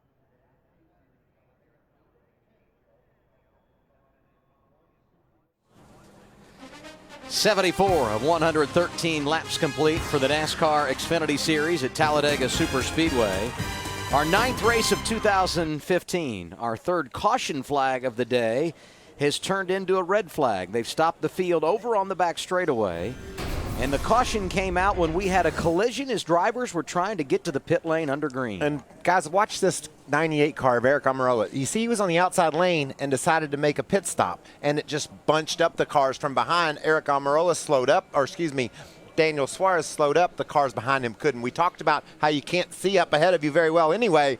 Caused a heck of a mess. You know, normally you would say inexperience would cause something like this, but Eric's got a lot of experience in these cars and in the Sprint Cup cars. And to me, that was either a move that he just decided to do last minute, but it's definitely a move you don't make. You don't pit under green at Talladega from the outside lane. And if you do, you better get to that yellow line in a hurry. So to me, that's really what started this whole mess. And look, as fate would have it, he just drives right through with no damage unscathed. at all. He's fine. He's in good shape. Everybody crashing all around him, and he's able to get through it. But that was definitely a mistake there to pull in from that second lane. And we talked about when we pitted the first time, they were single file. It went okay. Double wide, not so much this time. And it's such a tough thing to do here is to manage that. When you're in that outside lane, if you're stuck there and your crew chief says, I need you to pit the next lap, you have to be able to recognize whether that's possible or not possible, and sometimes wait an extra lap to where you get clear. Cars are rolling once again. Let's get reaction from the garage to Matt Yoakum. A frustrated Brennan Gaughan has left the infield care center. Now, you lived it firsthand. You've seen 2 replays. Walk us through from your vantage point what took place. Just people act like they're not waving. I mean, you could see all the Roush cars were pitting. You could see everybody's hands, and some guys just don't pay. I don't know if they don't pay attention, if they don't realize it, but when you're pitting, start sliding up, get out of the way, let those guys get down. When you're pitting, get the hell out of the way and get down. Talladega is easy to get on and off pit road. Just get out of the way. People don't get out of the way. People try to come from the outside, and chaos happens. And South Point Chevy just got. We're running. You know, we've been running so good. Everything's been. I got through Richmond with a decent finish, and you know, now we're just sitting here picking up points again. It just pisses me off. It's not that tough to get on pit road here, and guys, for some reason, can't figure it out. All right, thank you, Brendan. Good news. He's okay. I feel his frustration. You know, I said it when this first happened. It's not rocket science here. It's not that difficult to do. But, you know, sometimes the slightest little mistake or decision can cause a huge mess, and then you're caught up in somebody else's bad choice. Brennan Gaughan is very energetic, and he's so much fun, and I'm a big fan of Brennan's, and he said everything that probably most everybody was thinking. Absolutely. I don't think he left anything out on the table. Yeah, I see Austin Dillon running down on the apron. As are a lot of cars. We were probably running a little bit short on gas. Yeah. We were trying to pit anyway, so. Let's go to Jamie. Well, Ryan Sieg, one of the only drivers that made it back to the garage. Ryan, chaos there for a minute. You guys had a good practice yesterday, and now it's over. What'd you see? Nothing. You know what I mean? I thought the 18 was going to keep going because the spotter said he wasn't going to come in, and all of a sudden it looked like he came in, and then somebody behind me just never slowed down for people in front of me, and then I got spun out, and just a tough break for the Xfinity Series here at Talladega and Uncle Bob's, but we're going to get back out there and just try to ride around, but it's not the day we wanted for sure. We wanted a good finish here at Talladega. Thanks, Ryan. Home base for that team is Georgia. Knew there was an opportunity to turn around their luck today, and unfortunately it didn't work out. Vince? The 33 of Austin Dillon just right sides, and they got to get it full of fuel to get to the end. That was the key point. Make sure we get this thing topped off, and they drug the fuel or the gas man almost out of the box, taking off. Austin Dillon did. Saw Chris Buescher making a stop. Darrell Wallace Jr. on the pit lane. So was Eric Almirola. There goes Joey Logano, Elliott Sadler. Austin Dillon had problems getting off pit road. You can see he's ahead of Chris Buescher and the likes, but about 4 or 5 cars past him exiting. So that was not a great stop for that team. Yeah, definitely lost some valuable track position. Saw some damage there for Eric Jones. Extended stop for him. The hood is up for Brennan Poole. 38 laps to go. We're under caution for the 3rd time. It's the NASCAR Xfinity Series on Fox. That was a good, that was.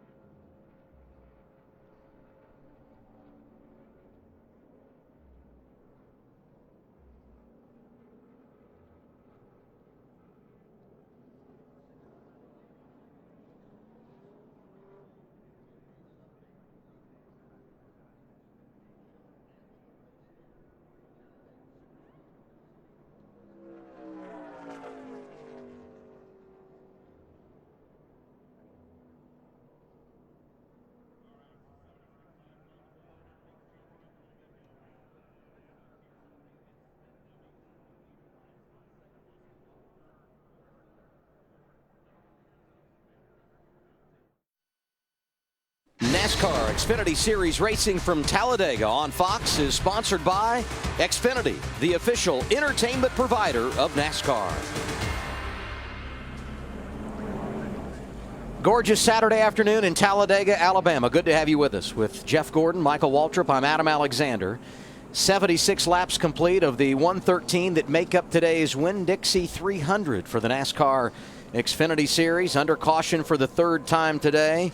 I guess we would label what we just saw coming to pit road the big one. Seem to always have one here at Talladega. It shuffled the lineup, and things going to get really interesting. And it hasn't just shuffled the lineup when you talk about what's happening on track. It's also shuffled the championship standings. We're going to leave here a different look than what we came in, and one of the players going to pit road. There's Regan Smith. He's probably looking the best of all of them right now. I mean, huge implications in the points. A lot of good cars and teams battling for the championship that were caught up in this. And you mentioned the big one. The big one, there's no real clear clarification of what the big one is. It's just when it's a lot of cars that are involved. So to me, yes, that was a big one. And you talked about every time we come to Talladega, we have one. In the last 4 races, we've had 6 big ones. So it's more than a big one a race. Great day for Austin Dillon. Started on the pole, running second. Could be a problem. Listen in. Have a secondary battery, guys? No. He's having to flick my starter on my ignition because the motor's shutting off randomly. If I hit the start button, it comes right back on, but it's just shutting off randomly. Should I put we don't have a B? Wow. I don't think I've ever heard of that before. The engine just randomly shutting off. Did he say what the volts were? I didn't hear if he said what the volts were. I don't know that he ever gave an indication of what the volts were. So this is what brought out our third caution of the day. If you're just joining us, wild ride for a number of drivers as you see the angle from pit road.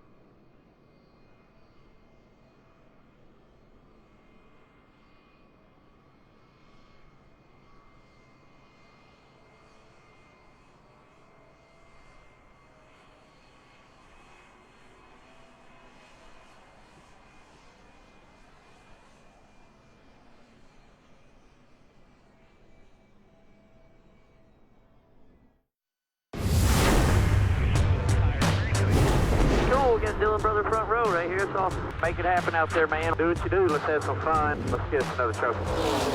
I blasted the 18 right off the bat. Like, they were just going wherever. One just came right across the nose of that 6. The wreck down on the apron. Watch that one outside. Keep coming, though. One outside, bumper. Stay up top. Stay up top. Those guys hit anything? Flat tire, guys, in the wall. Okay, baby, just hold it straight. Don't tear it up any more than it is. Stay low, stay low, stay low. Check up, check up, check up, check up, check up. Come down pit road. 16 shot me out of there. Just caused chaos in front of you, and then you got turned from behind. It's been a typical day at Talladega for the NASCAR Xfinity Series. Brian Scott leads the way. Austin Dillon, Boris Said, Landon Castle, Dakota Armstrong, the top 5. And Michael, I see you got your phone out over there. Got the camera ready. And you're going to download some stuff to 100K Cams, right? I can't wait to be a part of the 100K Cam show. It's going to be amazing. And all these fans, look at that lady. She's primping a little bit, but she's going to take some pictures too. Or girl, now's your chance. Be a part of Fox Sports' groundbreaking 100,000 cameras broadcast. Here's how. 1. Go to the NASCAR Sprint Cup Series race on Sunday, May 3rd at Talladega Superspeedway, or watch it on TV. 2. Record your race day experience using a camera or camera phone. Get your family and friends on there too. 3. Hold your camera sideways when recording, not up and down. 4. Upload the videos to your social media accounts using the hashtags 100KCams and NASCAR. 5. Tune into Fox Sports 1 Thursday, May 14th at 9:30 p.m. Eastern to see if your footage makes the cut. There, simple, right? Now go out there and be somebody. Use the hashtag 100KCams and watch our show May 14th, 9:30 p.m. Eastern Time. It happens on Fox Sports 1. And a lot of things to capture here at Talladega, I can promise you that. So let's go back to what happened on pit road a moment ago. And the focus for you, Michael, has been the 33 of Austin Dillon. Yeah, when he takes off, he drags his gas man with him, and the gas can falls outside of his box. Be interesting to get Andy Petrie's opinion on that. And then also, as he leaves pit road, we heard him talking about some problems with his electrical system. His car stalls. And while he was the second guy off pit road, he didn't maintain a reasonable speed, and he got passed by all these cars, Andy. So I'm curious as to how he's restarting second. Yeah, you're right, Michael. That is the rule. He has to maintain a caution pace here as he comes off pit road, and if not, he has to give up those spots. And I think he dodged a bullet on that fuel can. The fueler is able to gas the car as the car leaves the pit stall. In other words, the car can leave the pit stall as it's being fueled, but the equipment and the gas man have to stay inside the confines of that pit box. I think they dodged a bullet right there. Yeah, I'm surprised the new system didn't pick that up. As equipment leaving the box? Yeah. I mean, I don't know. It was definitely over the line, part of the fuel can, but maybe does the whole can need to be out of the box? That's a question I would ask. And they just came over the radio and said the 33 has failed to maintain speed, so he will have to give back some of those positions. And as we get set for the restart here, think about some of the names in the top 10, and we'll do that in a moment. First, we remind you about our coverage here tomorrow. Jeff Gordon on the pole for the Geico 400, 10th race of the year for the NASCAR Sprint Cup Series. Our coverage begins on Fox Sports 1, race day 11:30, and then move over to Fox at 12:30 for the Sprint Cup Series from Talladega. Now, see, this is where I step in and say, I kind of wish you guys didn't do your job so well when I'm out there driving, because in my opinion, in my opinion, NASCAR saw all the video and how we were analyzing that, and they said, no, we've got to penalize them. And I want to talk about a guy that I said started outside the top 30 and would be a story before the day's over. Look at the 01 car. Yeah, he's up there. I mean, David Starr in the 44, the 14 of Cale Conley, Jeremy Clements. This is awesome. That's why this is so much fun. There's just no way to predict the storyline here at Talladega. Austin Dillon starting on the inside of the front row next to his teammate, Brian Scott. Those guys had the world by the tail. They're teammates. They were going to start this race and have the race in control. Now that pit road problem has put some other players into the equation. Oh, things are getting ready to heat up. I'm getting excited. This is going to get really good. We've already seen a lot of action after the last restart. things are definitely going to heat up now. Got a little dispute as to what lane Brian Scott wants to take on this restart. Well, here's what I'm wondering. So they moved Austin Dillon back to 5th, and I'm wondering if Brian Scott thought he should have lane choice because he was running up there, and did he take the outside lane? Something there did not add up. Boris said moved up. He took the outside because his teammate was on the inside. And and they were gonna because Brian Scott was the race leader. But he gets a great start. He jumps Boris. He's going to be able to pull down to the bottom, which is where he wants to be. It all worked out. Yeah, and basically NASCAR kind of frowns on you making that adjustment that late. But they made a late call also on the 33. But, you know, it's going to work out for Brian Scott here. Now he's going to try to just hug that yellow line, hope that outside lane doesn't get a run on him, but it looks like a really strong push from David Starr up the outside. Is he going to get there? David Starr, help from his rookie teammate, Cale Conley, and right behind him, Elliott Sadler, who's been strong, leading 8 laps today. I hope Borsett was listening at the drivers' meeting because, I mean, this is not where he typically races, is in the Xfinity Series here at Talladega. So all these rules and going below the yellow line and bumping and all those things, this is sort of foreign to him, or at least he's not as experienced as a lot of these other drivers. David Starr, outside lane 44 to the race lead at Talladega. How about that? I love this. And David, no stranger to success when it comes to restrictor plate racing in the Xfinity Series.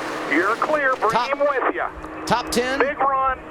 You're clear. He's clear. Caution's out. Don't get run over. Caution's out. Don't get run over. I love how excited the spotter's getting. They're so excited that they're right now leading this race, running 1-2, and they want to stay there. You know, in qualifying, Jeff, that 44 car, David Starr, he wasn't the fastest guy. In fact, he was 18's fastest guy, and Cale Conley started back in the 26th spot. Those two did something we haven't seen the front runners do. They drove around on the outside to get the lead. What an amazing job by those two teammates. And there's the reason for our 4th caution of the day, debris on track. And I think that's a great point, Michael. You know, this is the great equalizer. Talladega, the engine package they have here, the aero package they have here, drafting. You don't have to have the fastest race car to win this race. We've seen it time and time again over the years, and here we just saw the makings of that, and they did do a great job from the outside. They might have been pushing a little bit, but you know what? That was an awesome job working together to get at least David to the lead. Saw Daniel Suarez head behind the wall.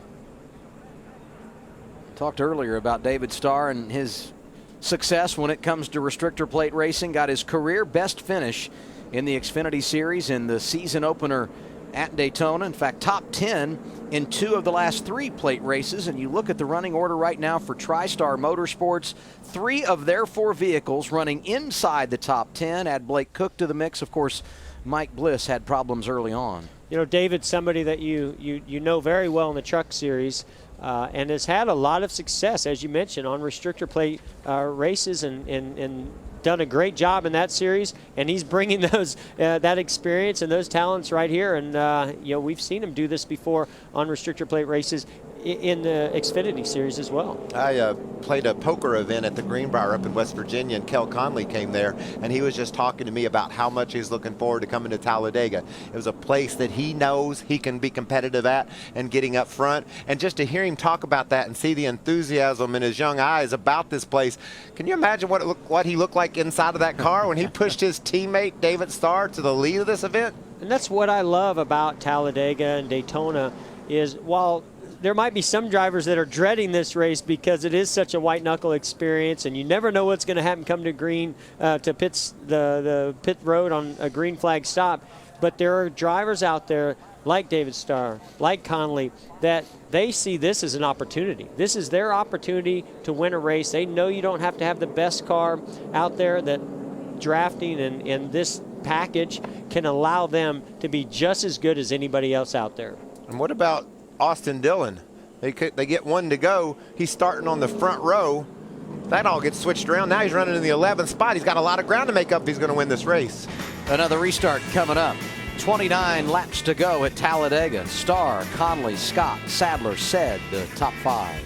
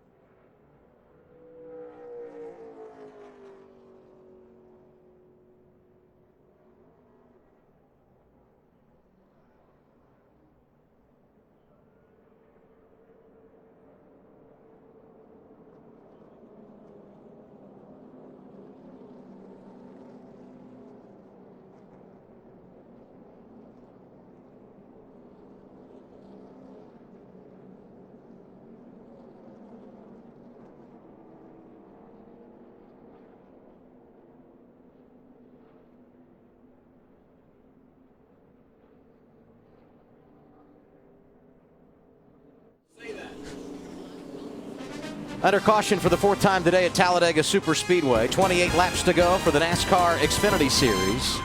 And when our last caution came out, an incident happened coming to pit road under green. Watch the 62 of Brennan gone.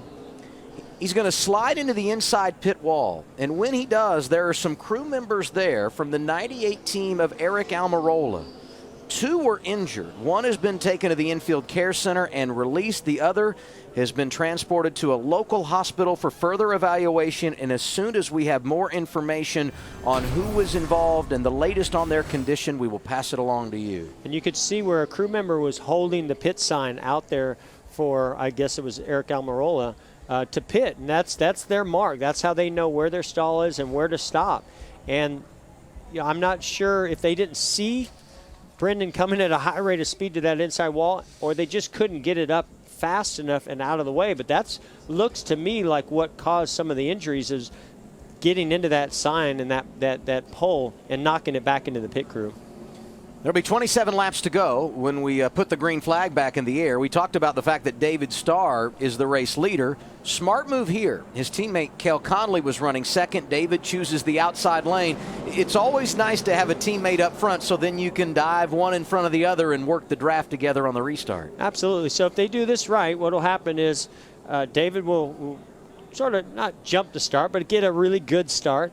And Conley will get not such a great start, and hopefully Starr will just pull right down in front of them, and they'll be nose to tail and go back to what they were doing before the caution came out. But just remember, number 2 and number 1 in row 2, they would like to foil this plan. They would like to make sure that they get the best position on this restart. So you've got to make sure you play this game properly. And Starr also can't go to the bottom before the start-finish line, because if he does, he'll have to relinquish that spot. And you saw right there, Conley almost checked up a little too much and lost that position to, I believe, Brian Scott. So it is a risky move, but as teammates, you certainly want to do everything you can to try to make it happen. And they executed quite nicely. They did a great job, and obviously they've got some pretty good power under the hood, and from what I understand, their car owner builds the engines on these cars. That's pretty cool. Mark Smith does an unbelievable job, one of the underdog teams in the NASCAR Xfinity Series garage, but Mark is awesome, one of the good guys, if you will, in the sport. Look at Brian Scott. He's pushing up right beside Starr. You know, guys, I hope they don't make a rule where the car owners have to all build their engines, because I'm going to be in trouble. Mark Smith's going to have a huge advantage. Hey, the racing is great right now at Talladega. Good news, we are commercial-free to the checkered flag here on Fox. I'm really nervous about what Cale Conley's doing, Jeff. He's just leaving that door open a little bit more than I'm comfortable with, and Boris said has had a couple of opportunities to jump on the inside. He needs to keep that car down low and guard that yellow line. Yeah, and you know, Michael, at this point in the game, if you give somebody an inch, they're going to take it. And yeah, you really, right now, his job is to stay on the rear bumper of David Starr, his teammate in front of him, and keep that car glued to that yellow line. And then you know you've done all that you can do. See, he's up high again. I don't know if the air is pulling him up there, or, you know, and he's just losing the front end, or a little bit loose could be as well. But, you know, to me, you can get up there a little bit, but right here, I just don't understand why he's leaving so much room and giving Boris an opportunity to make that move. What about the Fords teaming up there and driving around that Chevrolet of Brian Scott?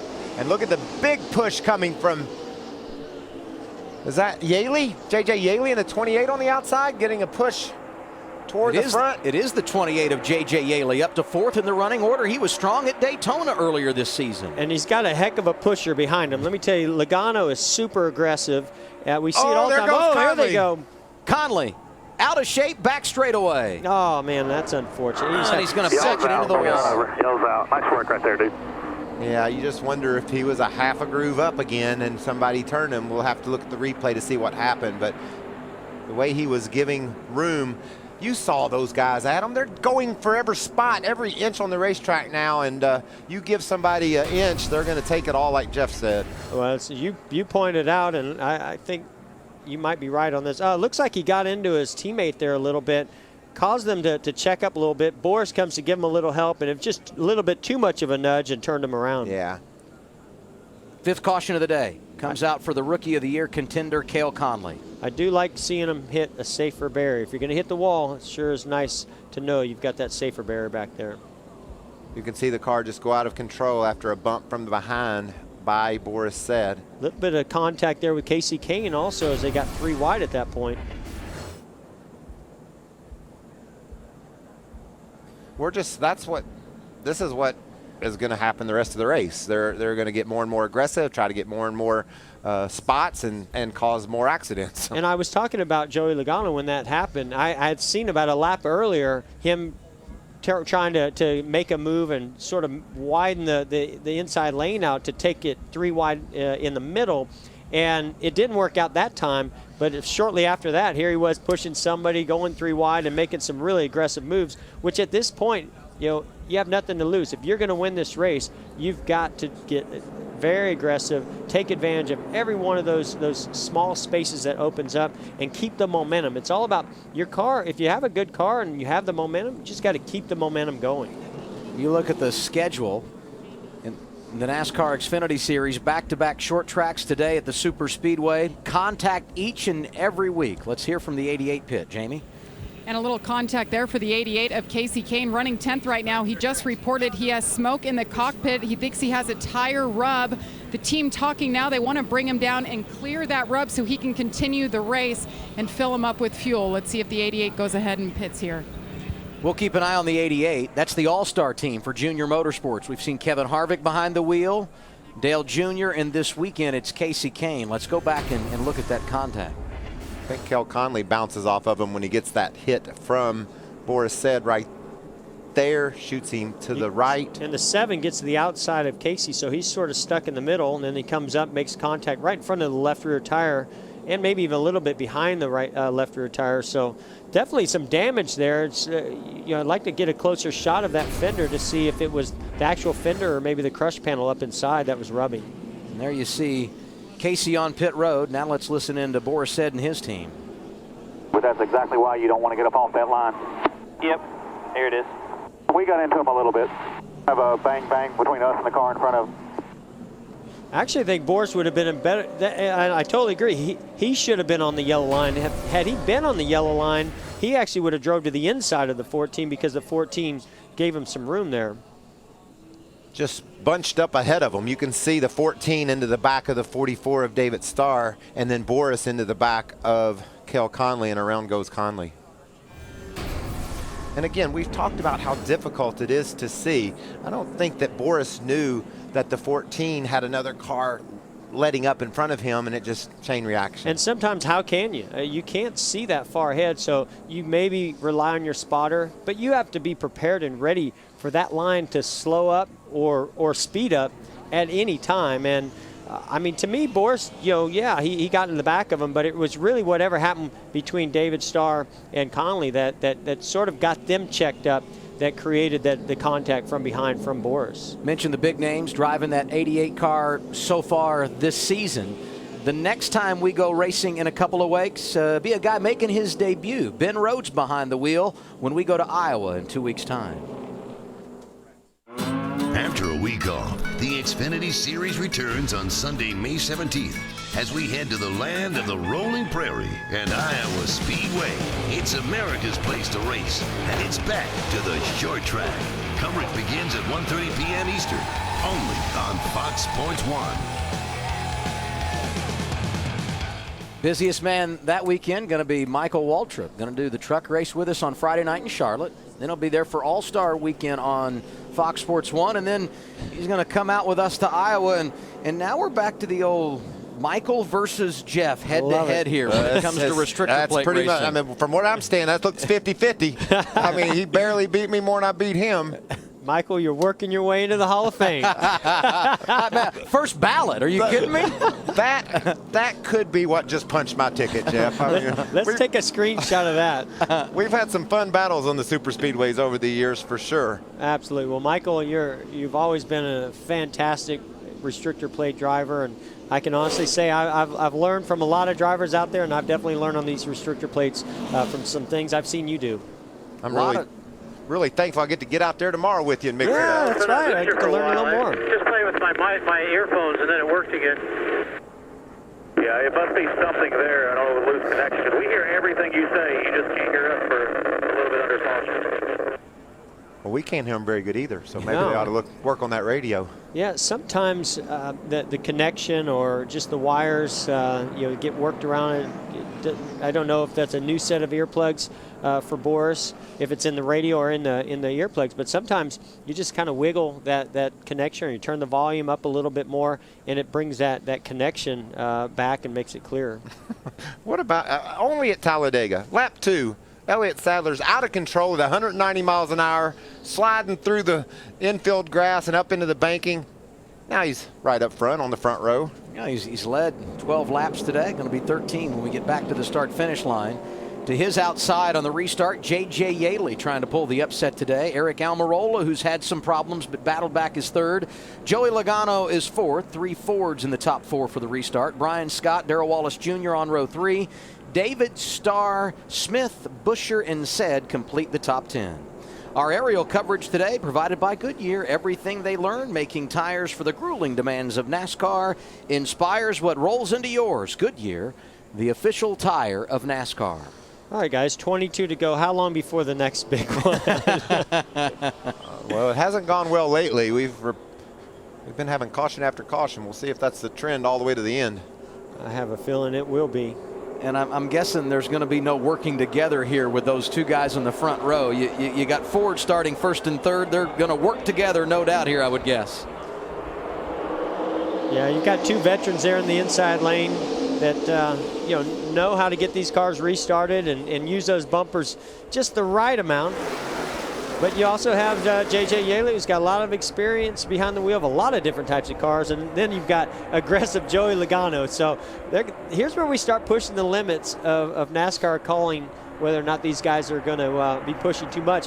A move there by Elliott Sadler going to the outside lane. I don't know if he was going up there to try to stop their momentum or maybe gain a little momentum for himself. Yeah, he tried that changing lanes earlier in the race. That's what caused that wreck earlier. Now he just needs to be committed to the bottom for now, I think, because the 98 is giving him a nice shove. But anytime you have Joey Logano pushing you, it doesn't matter what that car ahead of you is. It's going to make some good time, and we can see they're hanging right in there on the outside. And I'm pretty sure he's very aware of that 22 being up there, and he knows that outside lane's coming. He's getting pretty aggressive, in my opinion, pushing, and it might be pushing the limits of NASCAR. Did I hear that they may have warned the 22? Oh. Got a message, very important message from you from the top that we're playing with fire on the push. Need to take it easy for a little bit. Joey Logano, 7 consecutive top 2 finishes in the NASCAR Xfinity Series. I don't think he got the message. And he's never finished worse than third here, but look at him. A lot of pushing going on here from that 22 to the bumper of the 28. What I don't like seeing here is him getting to that left rear of that bumper. You can push on the right side of the rear bumper, but when you get to that left side, that's what turns cars around. That's what almost got Darrell Wallace Jr. in trouble earlier. And so Logano is super aggressive here, and they're probably going to get the lead. Wow. And there they go. And look at Elliott Sadler. He's getting some pushes from Almirola that's turning him sideways. What a battle we have here at the front of the pack. And then 3 wide, about 4 or 5 rows back from that. Darrell Wallace Jr. back in the mix there. Third in line, outside lane. If they could see what we're watching with these guys bouncing off of each other and zigging and zagging, I don't know if they'd be 3 wide stacked up right there. Ty Dillon out of shape. Working his way back to the front in that outside lane. Boris said nowhere to go. Casey Kane on the outside just trying to stay out of trouble. And he's trying to rally back after having to make that pit stop moments ago when he had damage. Doing a pretty nice job of that. Watch Joey Logano go. He gets a hold to the back of Yaley and just makes some ground. And look, you know that's a fast 22 car because Bubba Wallace can't pull up to the back of Logano. And Logano can shove that 28 car really, really well. It just goes to show you that if you have a strong car behind you, it just makes your car look just as strong or stronger than anybody else out there. Well, Jeff, if you're J.J. Yaley, are you happy right now or are you scared to death because of the way that you're getting pushed around? That's a good point. It's a little bit of both. I mean, I think he likes getting the big push and getting all the momentum, but he's also saying, please don't wreck me. And here goes Joey to the inside. You knew it was just a matter of time before this happened. Well, his fun's over now. He needed that 22 car for those pushes to stay up there. Look at that and thing look go. At Logano, power move, driving to the outside of Elliott Sadler, and Darrell Wallace Jr. going to move around his teammate and push the 22 to the lead. And that's what I was going to say is, had Darrell Wallace Jr. not gone with the 22, to me the 22 doesn't get the lead. So that was a huge decision to go with Logano on that one. Now he's getting shoved to the outside 3 wide, and they're coming up the middle. Spin. Regan Smith starting to work his way to the front. And the problem there for the 13 of Mark Thompson, making his first career start today. Saved it. Green flag stays out.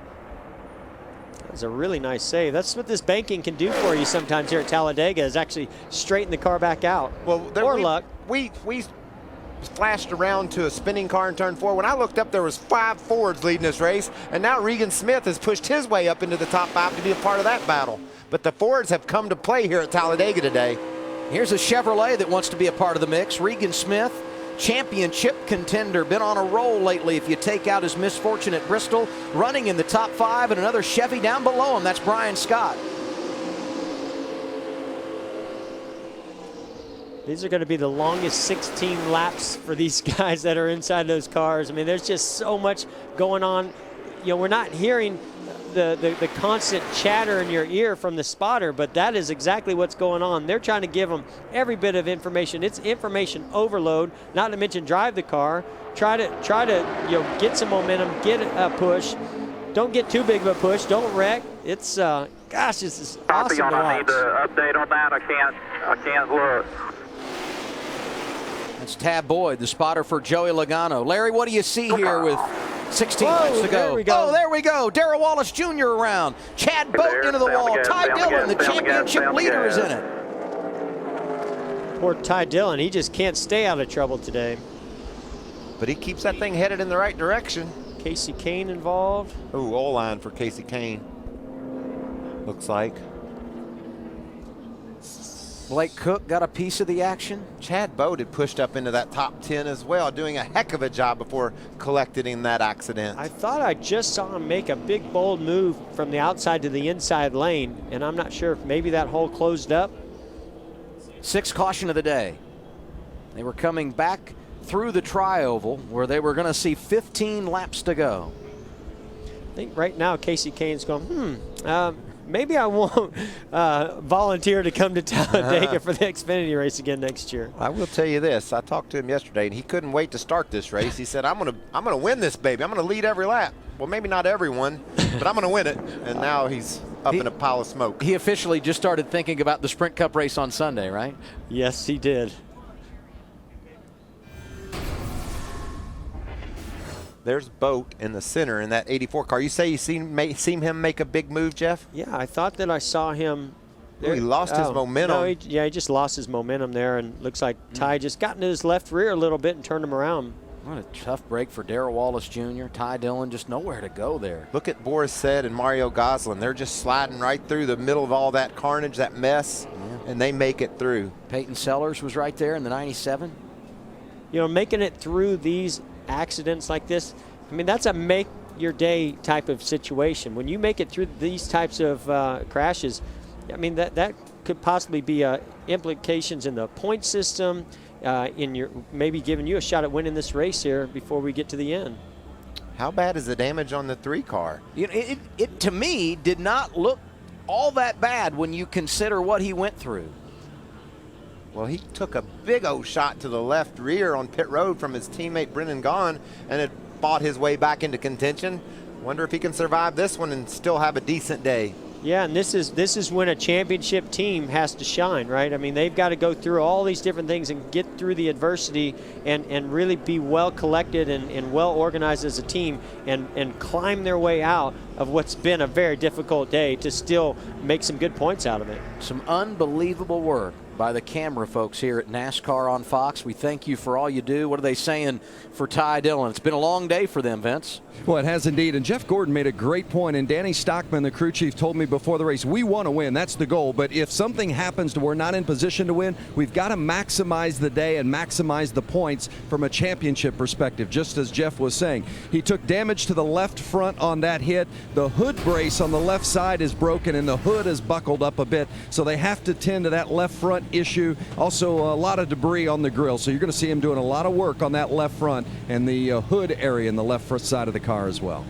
He's only finished outside the top 10 twice this year and really hasn't had big problems at all in races. That's why he came in as the championship leader, has been the model of consistency, but they've had their fair share of issues here today at Talladega. They certainly have, but from looking at that car, Adam, and Jeff, knowing how important the draft is, you get it taped up where parts don't start flying off of it, he could still charge up to a top 5 finish. Oh, I think he'll be totally fine from a speed standpoint. All those cars in front of him are going to be punching a big hole in the air, so aerodynamics really aren't going to matter until he maybe makes that move for the win or to go to the front. Now, I don't think that he'll be able to just jump in that outside lane and just drive up there like he may have, because that car is going to be pretty dirty in the air with some of that damage. But no doubt in my mind, he can get in behind some other cars or go into that middle lane and shoot right to the front. And there are 25 cars on the lead lap, so there will be some traffic, but certainly he can manage through it. So 14 to go under caution. We give you our Hisense move of the race. Joey Logano leading the event right now, and here's our Hisense move of the race. A little inside, a little outside, a little horsepower, put the 22 in the lead late at Talladega. And that's just bold. That's making a move. He decided he was going to go for it all on that very straightaway. What an amazing job. And I thought Elliott Sadler did exactly what you have to do when you know that car is making that move. You move down to the bottom to block it. But unfortunately, Darrell Wallace Jr. Saw the momentum with the 22 car and said, I'm going with the momentum. Joey Logano won this race in 2011, one of the 5 wins here for Joe Gibbs Racing. That's the most all time. He was driving the 18 car on that Saturday afternoon. Today, piloting the 22 for the captain, Roger Penske, and doing a nice job. And he'll be one of the drivers we're talking about tomorrow. One of those doing double duty this weekend. Won the season opener at Daytona. When you talk about drafting, and we driving that 22 tomorrow, trying to get his second checkered flag of the year on a plate track. Geico 500. Live coverage begins at 12:30 here on Fox. Begin your day with Race Day on Fox Sports 1, 11:30 Eastern Time. We've got you covered live in Talladega, Alabama. And I look at this weekend for Sprint Cup teams, and we kind of felt like the last few weeks on the short tracks was an opportunity for those teams not running well at the intermediates to get their shot, kind of a more balanced playing field, if you will. That's certainly the case here tomorrow. And I know all you guys in the Sprint Cup Series that don't have a win see tomorrow as a huge opportunity to punch your ticket into the chase. Oh, there's no doubt about that. I mean, my team put a tremendous amount into qualifying. Look how it paid off for us with our Drive to End Hunger Chevrolet by being on the pole and getting that #1 pit stall. And we're going to try to take advantage of that. Yeah, we've been off on some of the intermediate tracks, but we want to take advantage of that fast race car we have for this one. Singing the praises of Joey Logano, but Elliott Sadler trying to go back-to-back, Matt. And earlier in the race, we heard that Joey Logano was warned by NASCAR about connecting to the bumper in front of him. Now, over this past run, Eric Almirola in the 98 was having issues with Elliott Sadler in the 1 because Sadler kept dragging his brake, trying to drag himself back to connect to Almirola. Almirola kept having to drag his brake so they wouldn't connect.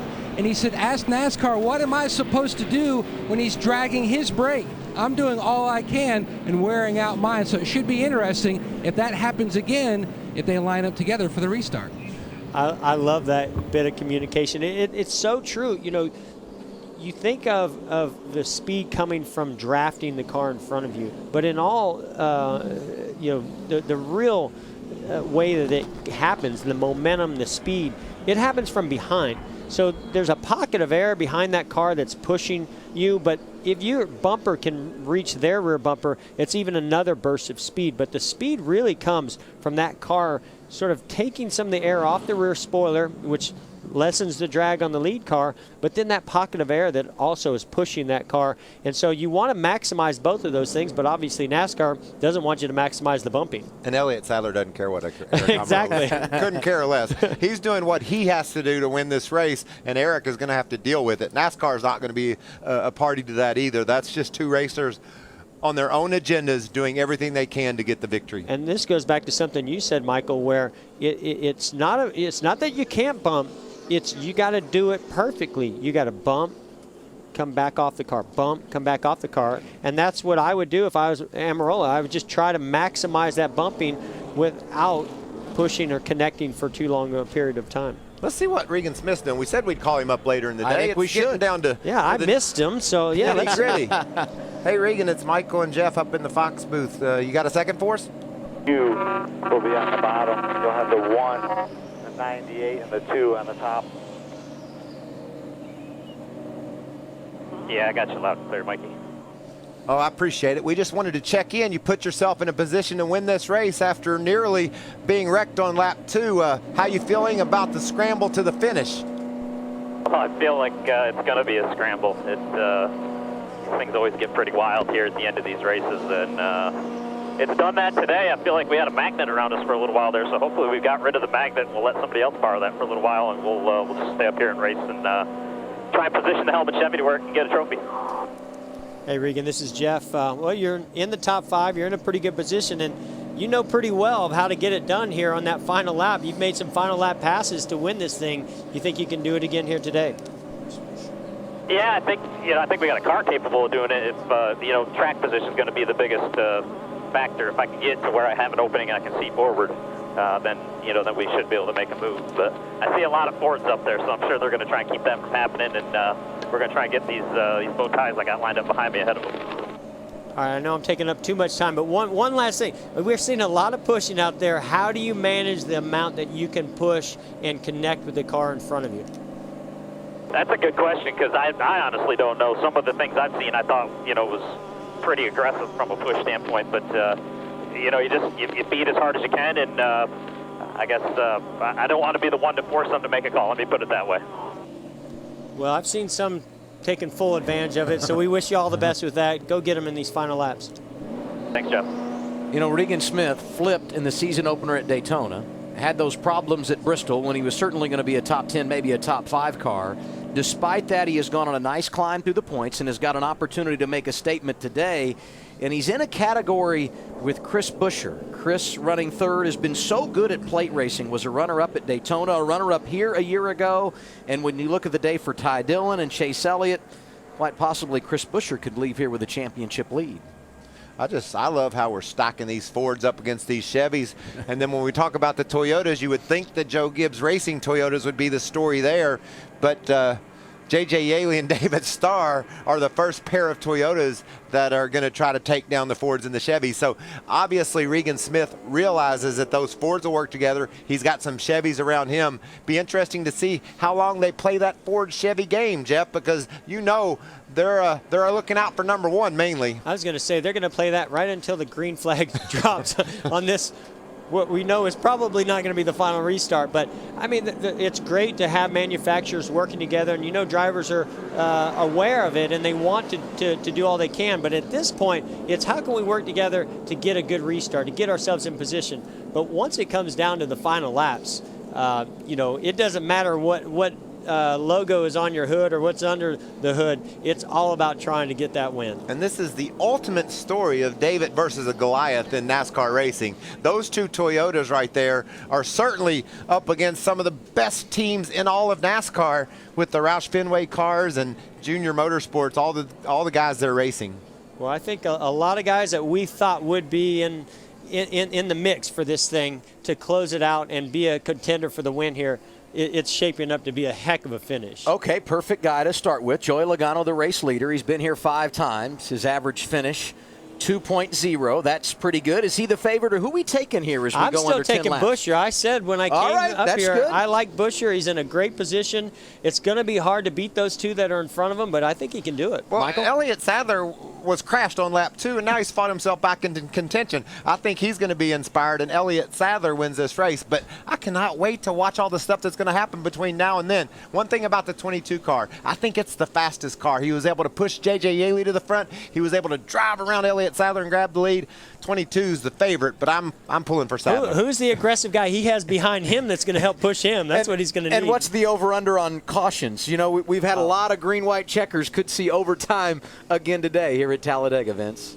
Phil Gould, the crew chief for Elliott Sadler. Phil, less than 5 laps into the race, you guys were repairing damage. Now you're sitting second in a late restart with a chance to win. How do you describe the day you've had? Oh, man, it's been a roller coaster ride for sure. We just got to apologize to our teammate for cutting across his nose like that. It was just misjudgment by Elliott's part, but we've been able to bounce back and fight hard here at the end. You never know what might could happen. How confident are you with the car you have here for this final go? Well, I mean, we've had good speed. You know, it just all depends on who gets a run, who don't. You block, you don't block. It's just it's all up to Elliott and the spotter now.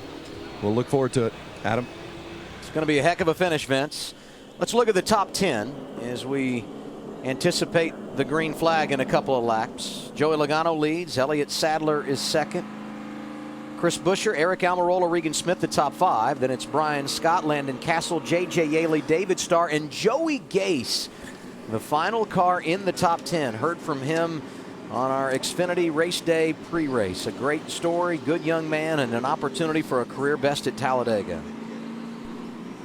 You know, when I thought about this opportunity for me coming up here for my final race with you guys, I thought, man, Talladega is so cool. So many different storylines. Wow, did I underestimate the number of storylines that were going to occur during this race. I mean, the points implications, which is not over yet. I mean, I think Ty Dillon has a great opportunity here to bounce back.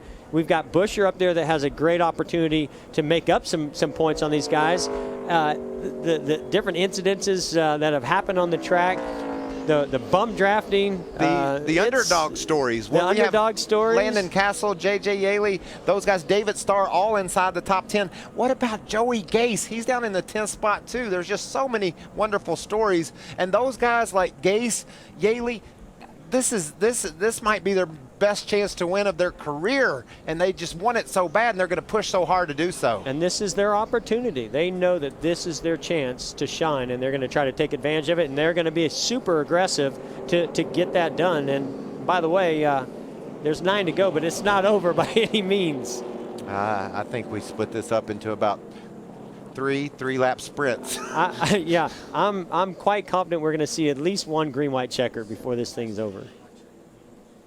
Jeff, 7 of the last 10 races here for the NASCAR Xfinity Series did have overtime, ending in a green-white checker finish, and keeping tabs on the man that had the championship lead coming in, Ty Dillon. Going to restart in the 24th position. He's on the lead lap. There are 25 cars on the lead lap. We'll go green with 8 laps to go. I've seen that 3-car do that before. That's exactly right.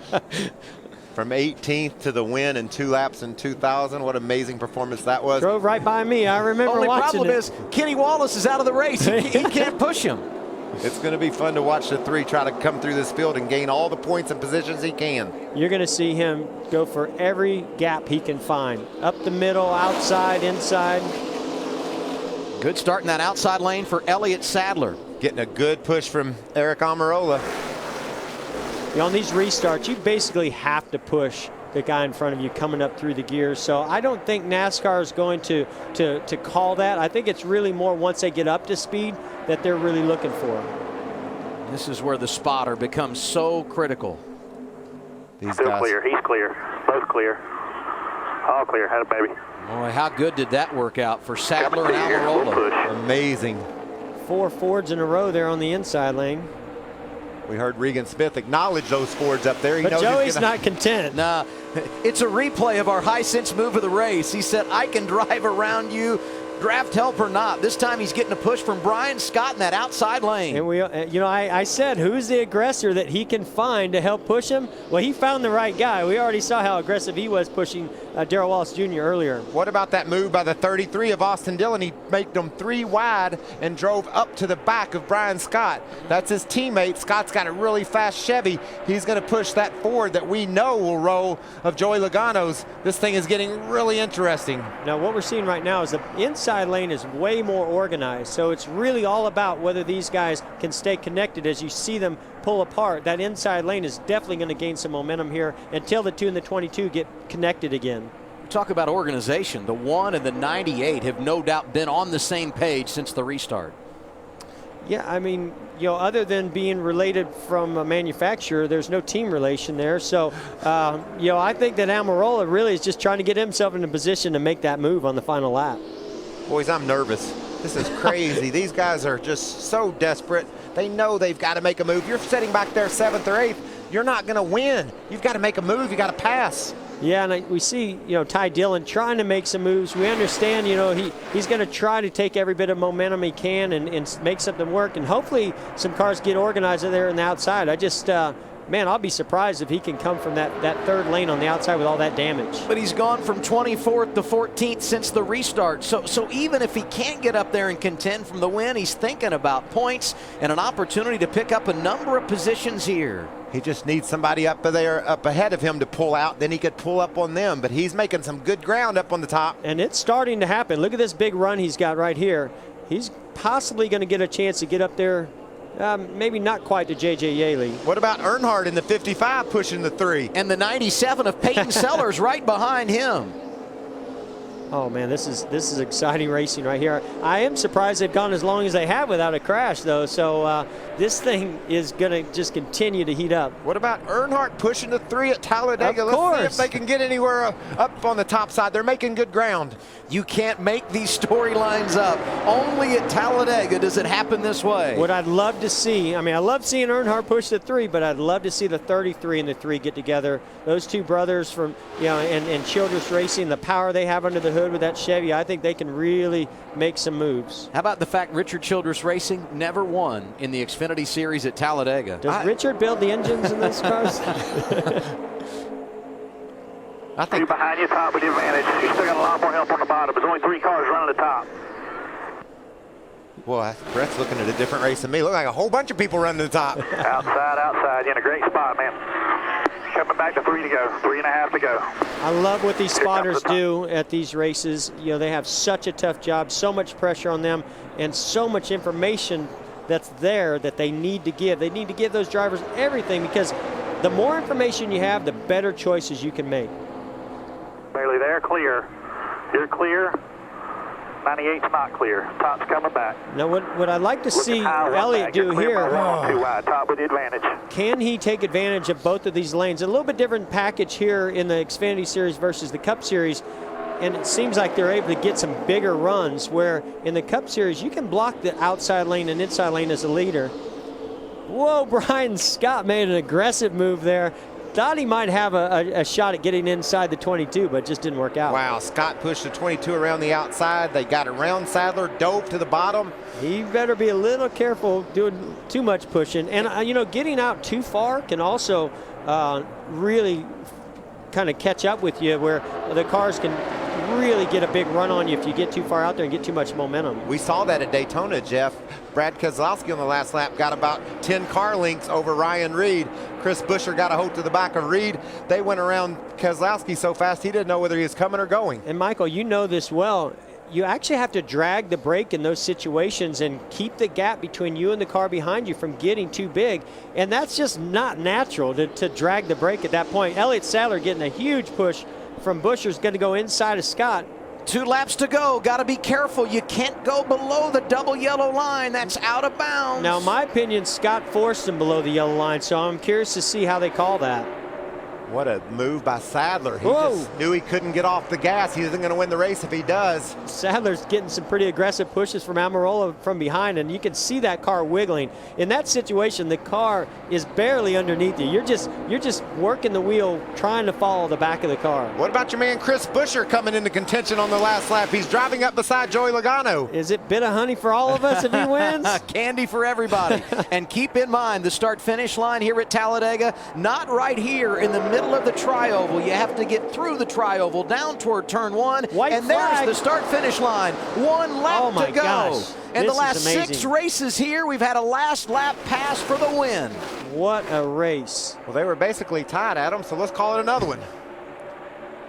Now you can see how aggressive they're getting with the pushing right now. I mean, those cars are basically all tandem pushing, and they know they've got nothing to lose. It's the final lap. We got to go for it right now. 3 Fords and a Chevrolet up front. Outside in the 60 is Chris Buescher, looking for his 2nd career win and his first on a restrictor plate track. Down low, Logano looking for his 2nd victory at Talladega. I told you Buescher's aggressive, and you can see he squeezed Elliott Sadler down there. He might. Oh yeah, he's going to bring it up. Yes. Logano strong all weekend long through the tri-oval. They're 3 wide. Logano going to get away. Checkered flag is out. Joey Logano whips it at Talladega. What a race. Good job, Sam. Hell yeah. excellent move by Joey Logano to move up and block that outside lane. I thought Buescher really had a shot at getting to either the inside or outside of him. It looked like he had to check up just a little bit too much to be able to make that move. You have to be perfect, it seems, to win one of these things, and that was a perfect lap for Joey Logano. That late move to block the momentum from the high side, it knocked him out of control. He was sideways for a bit. Yes, it was, Joey. Yes, it is. I agree with that.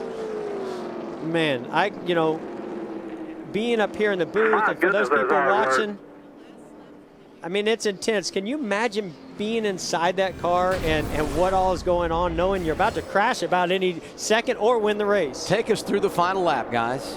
Well, Joey's committed to the bottom, and he's got a great pusher in Elliott Sadler. But what a run Austin Dillon and Chris Buescher get on the high side. And Jeff, right there, that's a great move by Buescher. He squeezes down. He tries to halt their momentum, and it worked.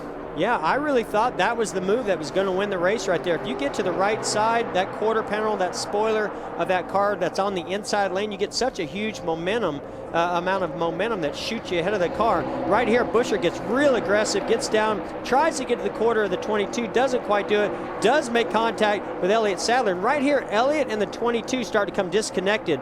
And Joey did an awesome job. Right there. He recognized that they were coming disconnected and that the 60 was going to have the momentum. He moved up and made the block, and that's what won the race. Look at this feel-good story of the day. Joey Gase all the way to the top 5 on the last lap. Amazing run by that young man. A day he'll never forget. J.J. Yaley in the top 5. And Ty Dillon, who came in with a championship lead, restarted 24th, drove his way into the top 10, coming home in the 8th position. So many stories to tell you about, and most of them focused on Joey Logano, who's a winner at Talladega. I love it.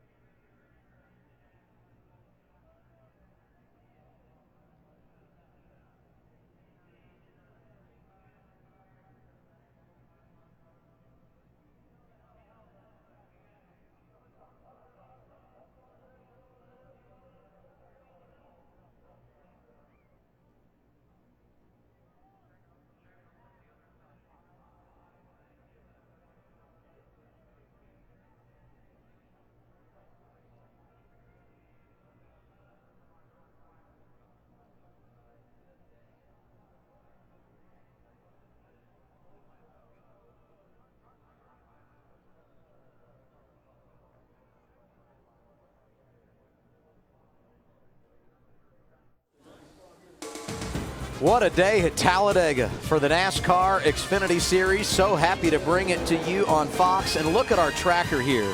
and the difference in speed when you're getting a shove in the draft. At one point, the difference reached 5 miles per hour, and that ended up being the difference in the race. You can just see the seesawing going on. Those guys are glued to one another. If Buescher just could have stayed to the right rear of the 22, this would have been a different race. Right there as the 22 and the 1 come disconnected. Joey makes a great call to move up. You know, you got to give Joey Logano a tremendous amount of credit. I mean, yeah, you know, he led every lap.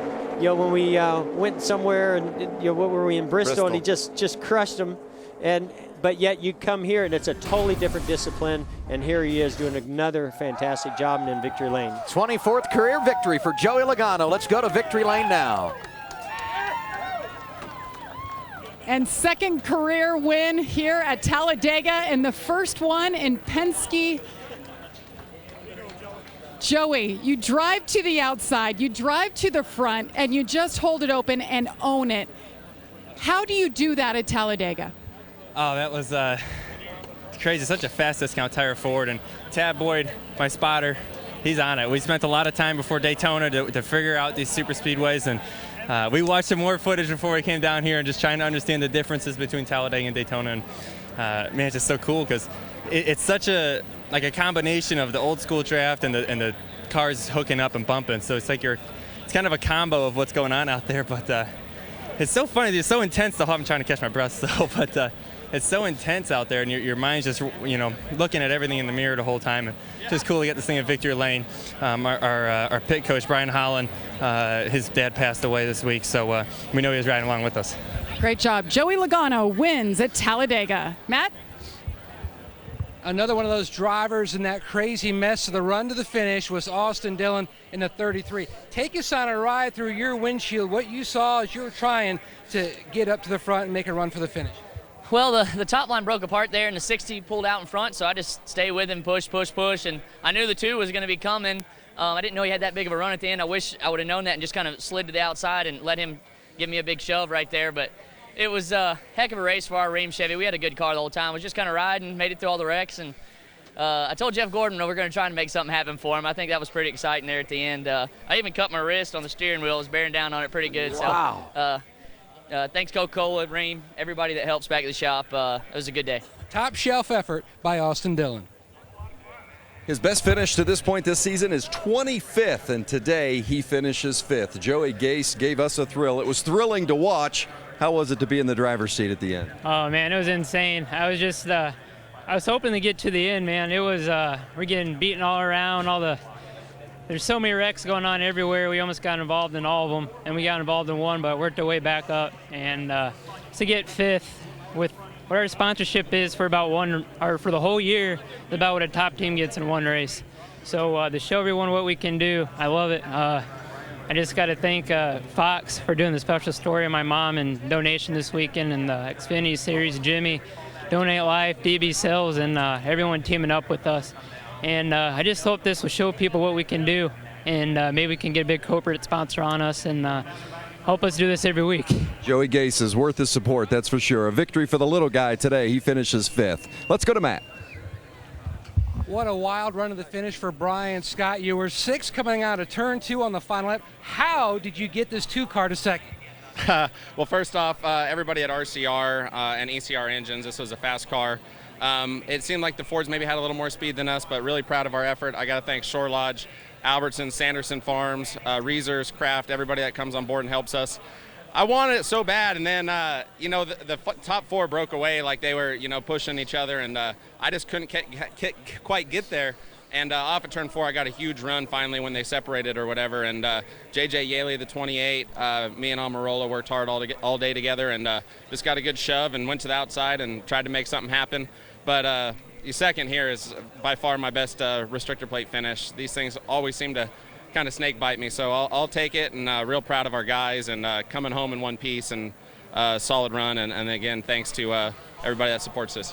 B. Scott, oh so close, 2nd again. What an unbelievable finish for J.J. Yaley. Climbed out of the car and said, I'm still shaking. He was 7th here a year ago, finishes 4th today. How do you describe those last couple of laps? Nerve-wracking. This Texas Spirits 28 Toyota was really good on the outside, but it was horrible on the bottom. And, you know, through the green flag, it went from 24th to 10th on the outside. It felt like I was going to be a hero. And then the more we ran, I got stuck on the bottom. I mean, I was all the way at the back of the line. So I got really discouraged and worried. But there at the end, got back to the outside, got to push Brian Scott. And, you know, there coming through the tri-oval, I knew that I had a huge head of steam and was trying to finagle a way to get a clean lane, but I couldn't. So I just kept pushing on him, trying to get him to the win. But to come away 4th for these guys is huge. It's a great finish for them. So I want to say hi to Kristen and Faith back home. They weren't able to be here, but a good day, and we'll see what we can do tomorrow now. Great showing for J.J. Yaley. Vince, 6 cautions in today's race, and the scariest are 3rd. Number of drivers coming down pit road. Brendan Gaughan, you see here, colliding with the pit sign holder of the 98 of Eric Almirola. 2 pit crew members were hurt on that 98 team. One of them taken to the infield care center and released. Another taken to a local hospital for further evaluation. That's the latest we have on that situation. So a big win today for Joey Logano. Jeff Gordon's final trip to the TV booth with us, and I think you saved your best for last. Pretty entertaining afternoon. I got to say, thanks to Austin Dillon and all the other drivers, you did not disappoint. Wow, that was incredible. What a great race to the finish there. So much action throughout this race. I had a blast being up here, and Joey Logano, congratulations to him. Great drive. I mean, the story for me is Joey Gase and J.J. Yaley. They just came from nowhere and battled to the front of this field, and the moves Logano made on the last lap. He had to make 3 precise moves in order to get to victory lane. He made them all perfectly. Next weekend, the NASCAR Xfinity Series is off. We go to Iowa in 2 weeks, and Danielle, when we get there, we're going to have plenty to talk about. Yeah, it'll be the 3rd short track race of the year, Adam, but right now at Larry McReynolds' home state of Alabama, these boys made you proud today. An awesome show. How about Joey Logano? That's 8 consecutive top 2 finishes, including 3 wins. Brian Scott still looking for victory lane, his 4th career, 2nd place finish. And a shout out to Joey Gase, rounding out your top 5, a career best finish for that young man. On down the list, Boris said, filling in the 54 for Kyle Busch. It is Rowdy's 30th birthday today. That's a nice birthday present for your teammate. It is. Darrell Wallace Jr., he was involved in that wreck on lap 2 with Elliott Sadler. Kind of a rough day for Darrell Wallace Jr. And then you see Eric Jones at the bottom of the board. He ends a streak of 5 straight top 5 finishes, and we were certainly cheering on our boy Kenny Wallace, who was racing today, got caught up in the first of several big ones, finishing deep there in the field at 38th. So with the super speedway unpredictability comes with a shakeup in the points. Ty Dillon maintains the points lead. Chris Buescher now just 9 back. Chase Elliott falls a bit with a bad race today. Yeah, he went from 8 back in 2nd now to 37 out. Remember, that's almost a full race. A great afternoon of action here at Talladega Super Speedway. Stay with us on Fox all evening long. Hell's Kitchen coming your way at 8 p.m. Eastern. 9, an episode of Bones, and 11 p.m. Eastern Time, Animation Domination. NASCAR on Fox coverage continues on Sunday. Tomorrow, Sprint Cup Series racing is here at the legendary Talladega Super Speedway for the Geico 500 as Denny Hamlin looks to defend his title from last year. Coverage begins at 12:30 p.m. Eastern. We hope to see you then. Have a great afternoon, everybody.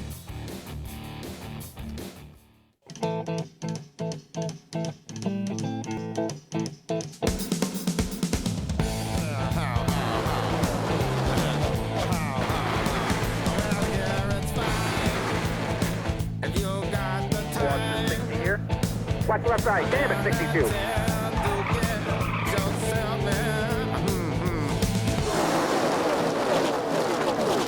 Checkered flag is out. Joey Logano wins it at Talladega. This copyrighted telecast may not be reproduced, retransmitted, or used in any form without the authorized written consent of NASCAR Broadcasting. NASCAR would like to thank all of our lawyers.